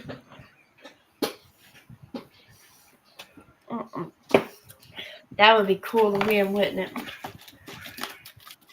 Only time I've ever seen that is when I don't play it and I write the numbers down and I'm like, but if I were to go and buy a ticket and play it, those numbers wouldn't come up. No. That's my luck. That's all I got. What were the numbers? Life is a highway. I always think of that song when I see that name. But I'm coming back to that like everybody else. I'm sorry if you had roommates in that condo. Those other 3 adults need to be held, or other 2. There was and 4 or 5. I believe, in my opinion, Jennifer should have charges on her. She should be locked up too. Is she doesn't have any? Not that I know of.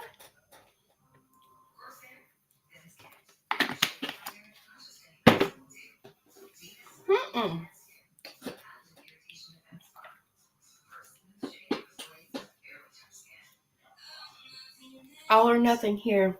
Have to pick this. Oh, holy cow. 15 numbers. She has not been charged with any crimes. Told you. Yeah, it says she has not been charged with any crimes. And I think she ain't going to have to. I think for her speaking against him, that's the only way she would probably do it. And then it says Madeline Soto's mother suggested sexual abuse was not evil. Yep.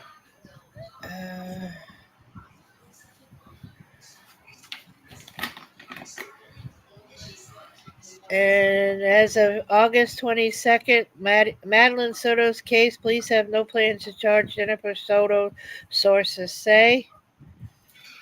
I don't see. There's no kind of update. This is all back in August, so I don't see anything current. Oh, doing so good lately. Well, keep going, keep going.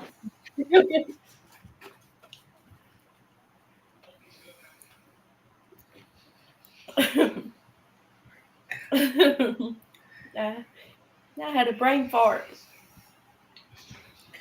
Be careful with those, Danny. At our age, they can be deadly. I shouldn't have said that. I'm telling you, I believe she should be charged. She was allowing her daughter Don't tell me she didn't know. Well, why would she say it wasn't an evil act if she didn't know it was happening? Mm-hmm. Play it again tonight, damn it, Danny. Because that tells Do you play it every night?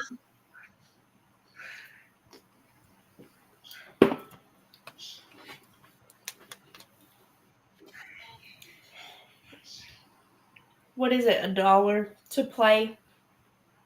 I don't know. I haven't played in a long win time. I think so. I think so. I don't know. I haven't never tried playing.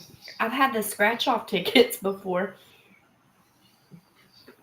I don't do those either. I don't know why, but I don't. They're fun to scratch. I ain't played them in a while.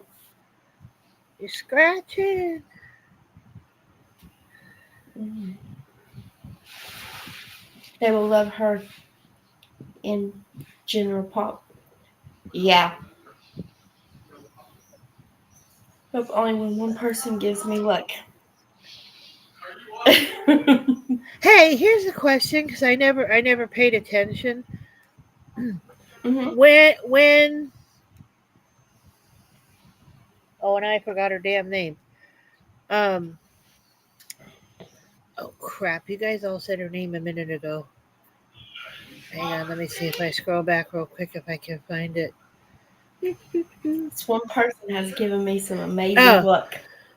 When Casey Anthony was in jail, did they keep her away from everybody else, or was she? Probably because it was such a high profile case. They treat people different when it's high profile, like they're extra special. They should have put her somewhere. I know Peggy at 35, we're getting old. I'd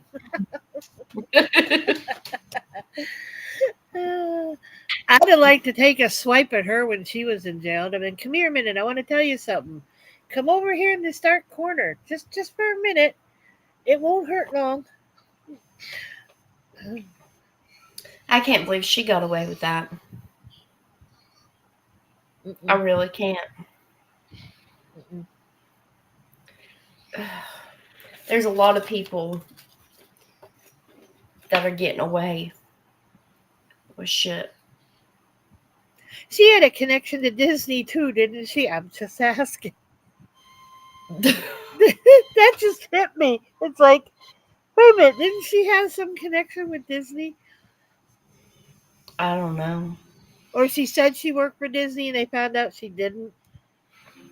But she took them to that building and going down the hallway going, "Hi, how are you? Hello, here's where my office was." And then they found out she never worked there. I think so, Howie, but it's really me. I do. I think she lied and tried to say she worked for the Disney Corporation of some sort. That's crazy.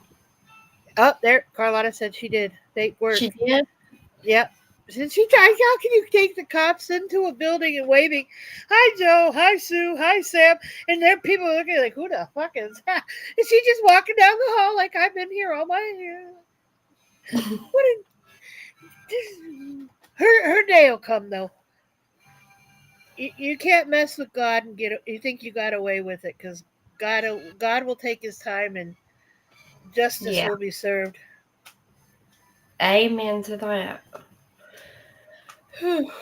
She lied. She was a compulsive liar. And like I said, I can't stand her. It may not be on our time, but it's on God's time. And I'm sorry you can't hurt somebody as innocent as a child, and you think God's going to just say, "It's okay, you get a pass." Yeah. I don't think it works that way. Why No, not? I don't think she ever worked there. I think she just made it up. I don't think she ever worked there. Let me see. Y'all got me Googling tonight. I didn't realize he went back. Why did he go back? Who go back? Where? I'm lost, Annie. You lost me. Disney. She was with a new guy. He just left his wife of 20 plus years. What? What? That dude gonna pay for it. You watch. I thought for Casey said she worked at Universal Studios when she was unemployed. For years, George and Cindy Anthony believed their daughter was working as oh, where's it at? Well, okay, here I don't know why. When I clicked on more, it just went away. But much of the firestorm surrounding the 2008 disappearance and death of 2-year-old Kaylee Anthony was famously inflamed by the reported falsehood and fabrications of Casey Anthony, the toddler's mother, who eventually stood trial for the girl's murder and beat the rap. Time after time, police and prosecutors seemed to catch Casey Anthony engaged in deception before, during, and after the courtroom proceedings that so powerfully enraptured and often infuriated the press and the public. Still, on July 5th, 2011, a grand jury that ruled Casey's guilt in Kaylee's killing had not been proven beyond a reasonable doubt, and the woman who had been coined by the public as Tot Mom won an acquittal.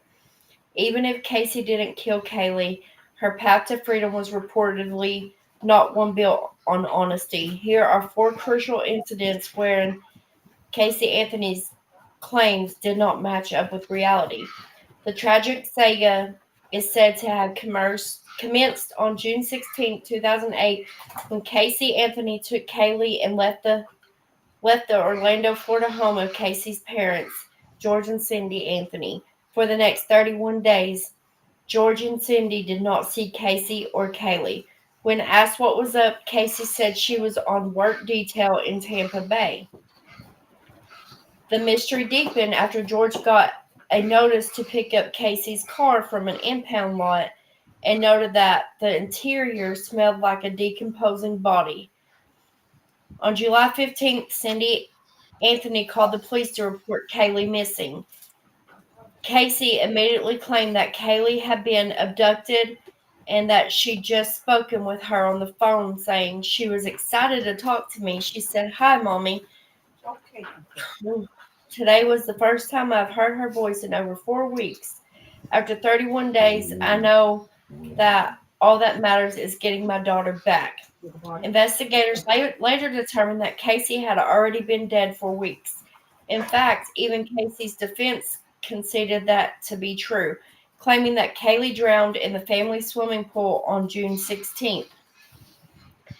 Casey blamed it on her babysitter, who wasn't her babysitter. During her 31 days away, Casey occasionally claimed that she left Kaylee with a babysitter named Zanny. Zanny. Zanny? Zanny Okay. the nanny. They called her Zanny the nanny. Oh, okay. Who said she went by Zanny the nanny. She further stated that Zanny the nanny took off with Kaylee and had been holding her captive. In identifying Zanny, Casey said they had met through a mutual friend named Jeffrey Michael Hopkins. Casey mentioned that she dated Hopkins briefly and that Zanny was his current girlfriend. She also described Zanny's apartment in great detail and told police, "This is the honest to God's truth. I don't know where Kaylee is.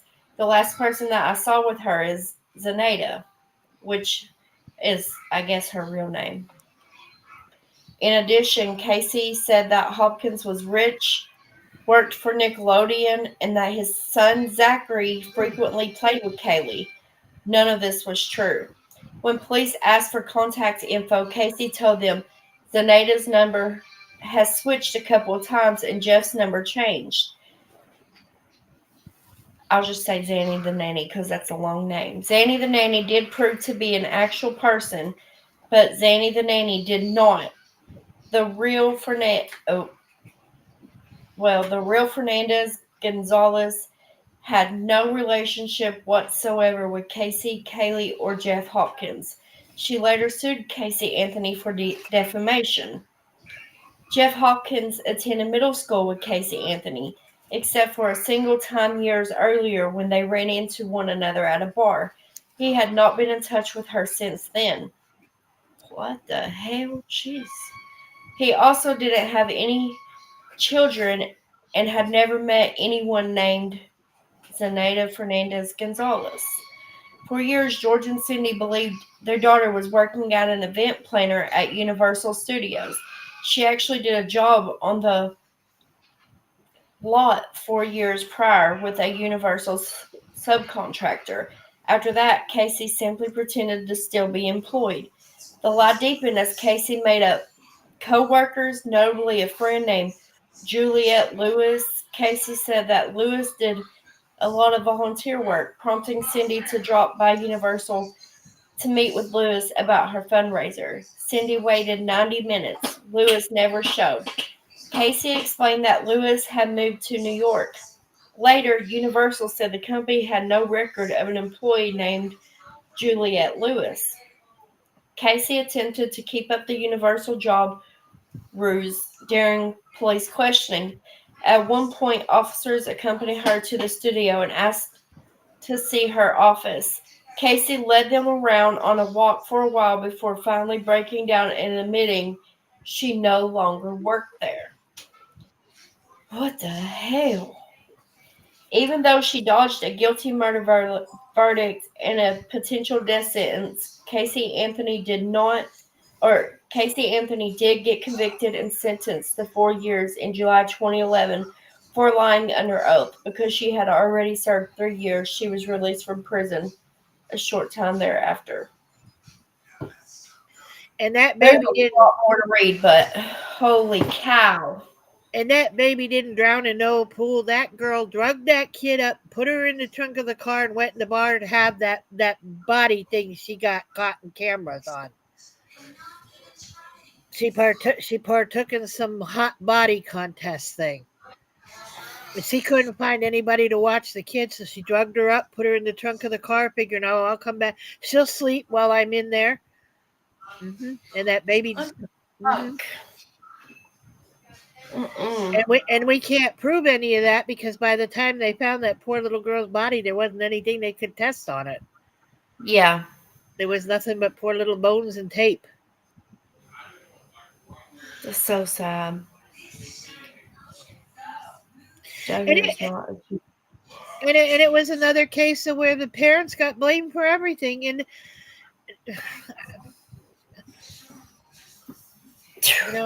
we bring our kids in this world. We get them through adolescence, we get them through puberty, and then they enter the world. What they do after that is on them, not on us. Now, unless you're an evil mother like Jennifer, then yeah. If the kid does something, it comes back on you. But most parents, the things our kids do are out. It's not in our control.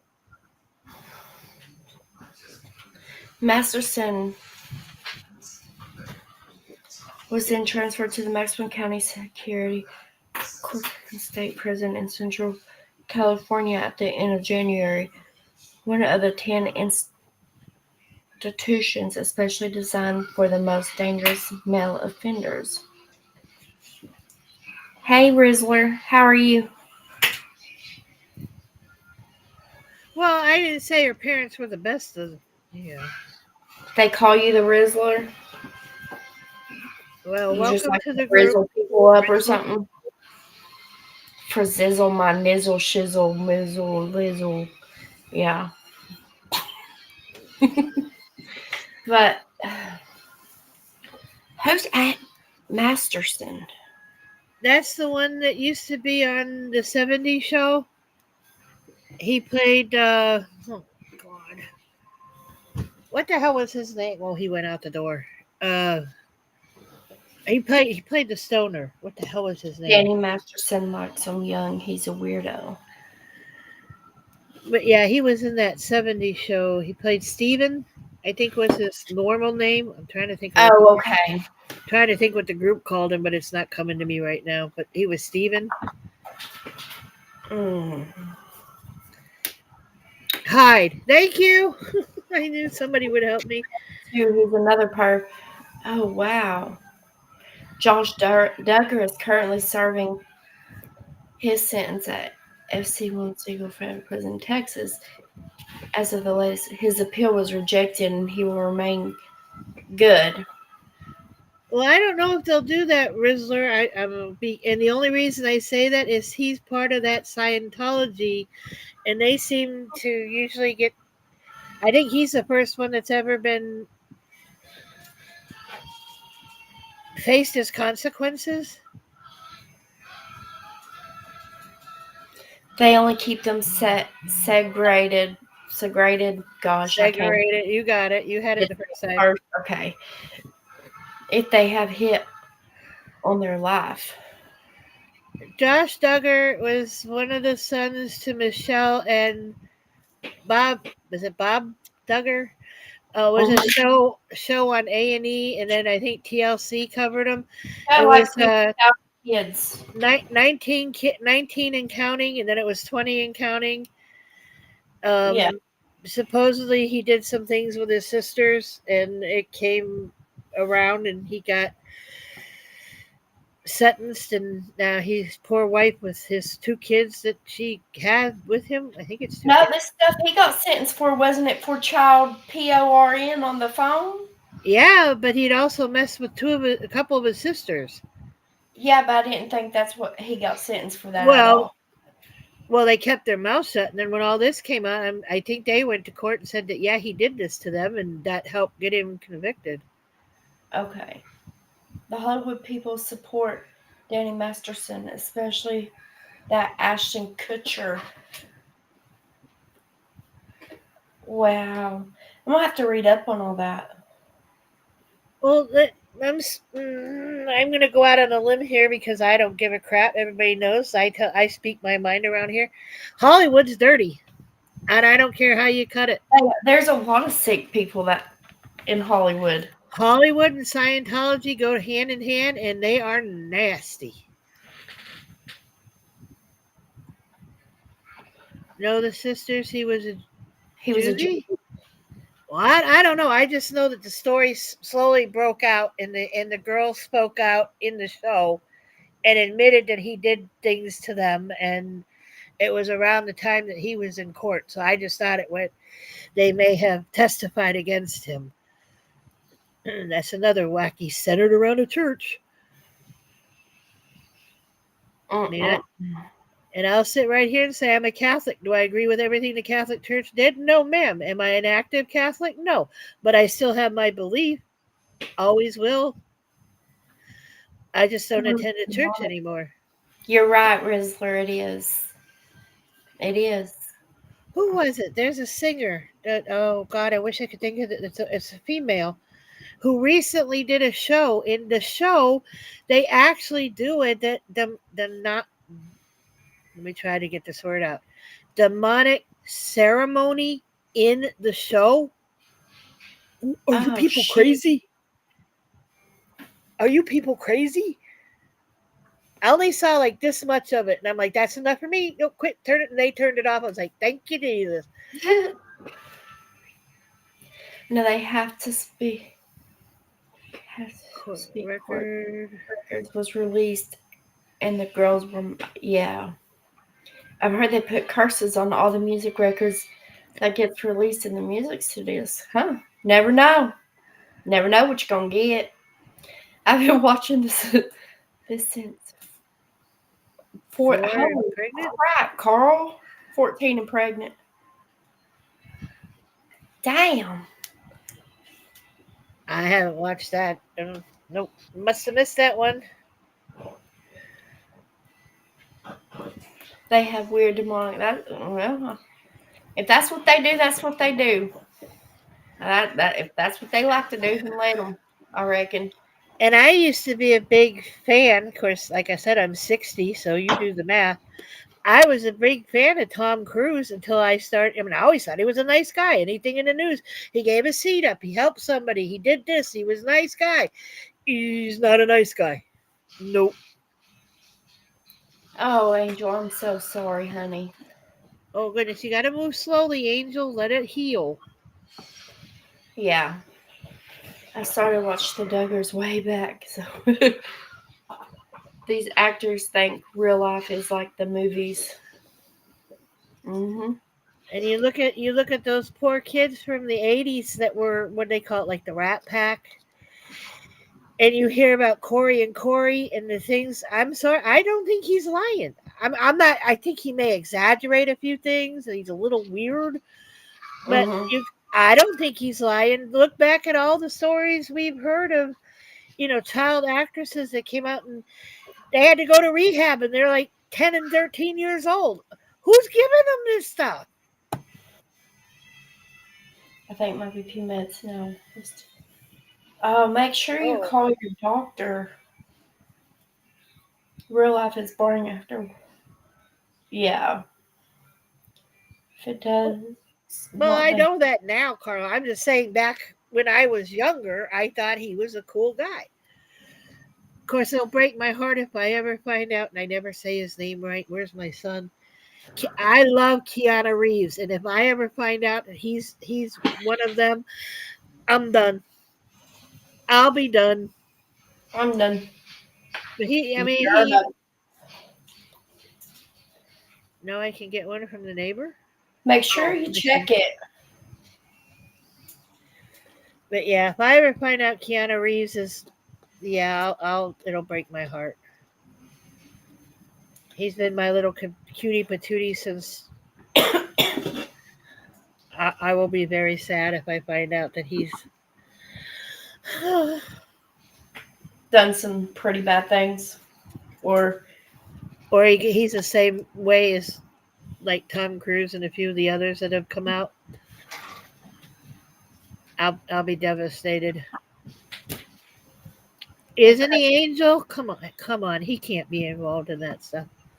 He's the sweetest man. Oh. And it broke my heart when I believe his wife passed from breast cancer.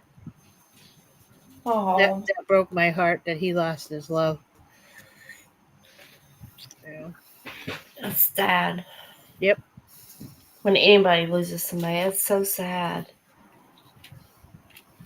I'm going to put that in there because that's chamoisa. What do you mean? Nah, he's seen level? What? Or he seems level? What? I'm lost, Carlotta. What? Translate that for me. He seems more level. Oh, seems level. Okay. Thank you. Oh, she scared me there for a minute. Right now. Girl, you better charge that thing.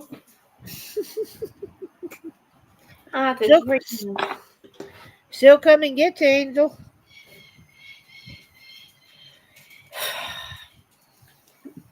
Okay, Mimi. Thank you for being here. Yeah, Mimi, sleep well. I love you. Sweet dreams.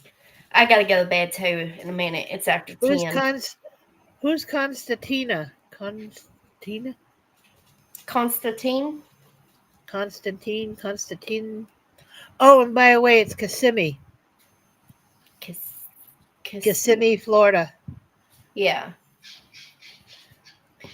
Oh, I was saying Kissimmee. Yeah, you were saying Kissimmee, and I'm like, I'm just going to let it roll. But I said, when she gets done, I'll let her know it's Kissimmee.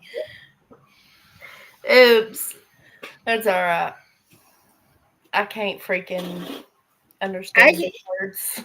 I can't pronounce half of the places in Florida. They have the most outrageous name. It's like my husband, one day we were going down the road, and he says, "Can you say that word?" And to me, I swear, it looked like it said guitar. And I'm like, "Why did they name the damn guitar?" And he starts laughing. He says, "No, it's gaucher." And I'm like, "How the hell do you get gaucher out of that word?" But that's the name of the town. It's Gaucher. Gaucher. I know Kissimmee. We go over there time to time.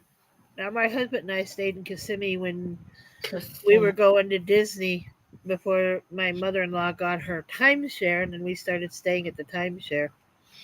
Gosh, now that I been calling it that, it's hard to remember. Wait. Yeah. Kissimmee. Kissimmee, Florida. Kissimmee. Okay, y'all, it's time for me to get off here. I'm tired. I need to get some rest. Well, thank you for having me up. Round two tomorrow, I guess. Maybe. I love you all. And names down here are native. Wow, that's awesome. I love you, Peggy. Thank you for coming up. Yeah, you're welcome. All I'm right. going to hit that button that makes me shut up. Bye. I hope y'all have sweet dreams, positive thoughts before you go to bed. No matter what you're going through, just know that you're not alone. I love each and every one of y'all. Watch something funny before you go to bed. Positive thoughts when you wake up as well. Oh, love you, AR. I'm sorry. All right. I love y'all. Sweet dreams.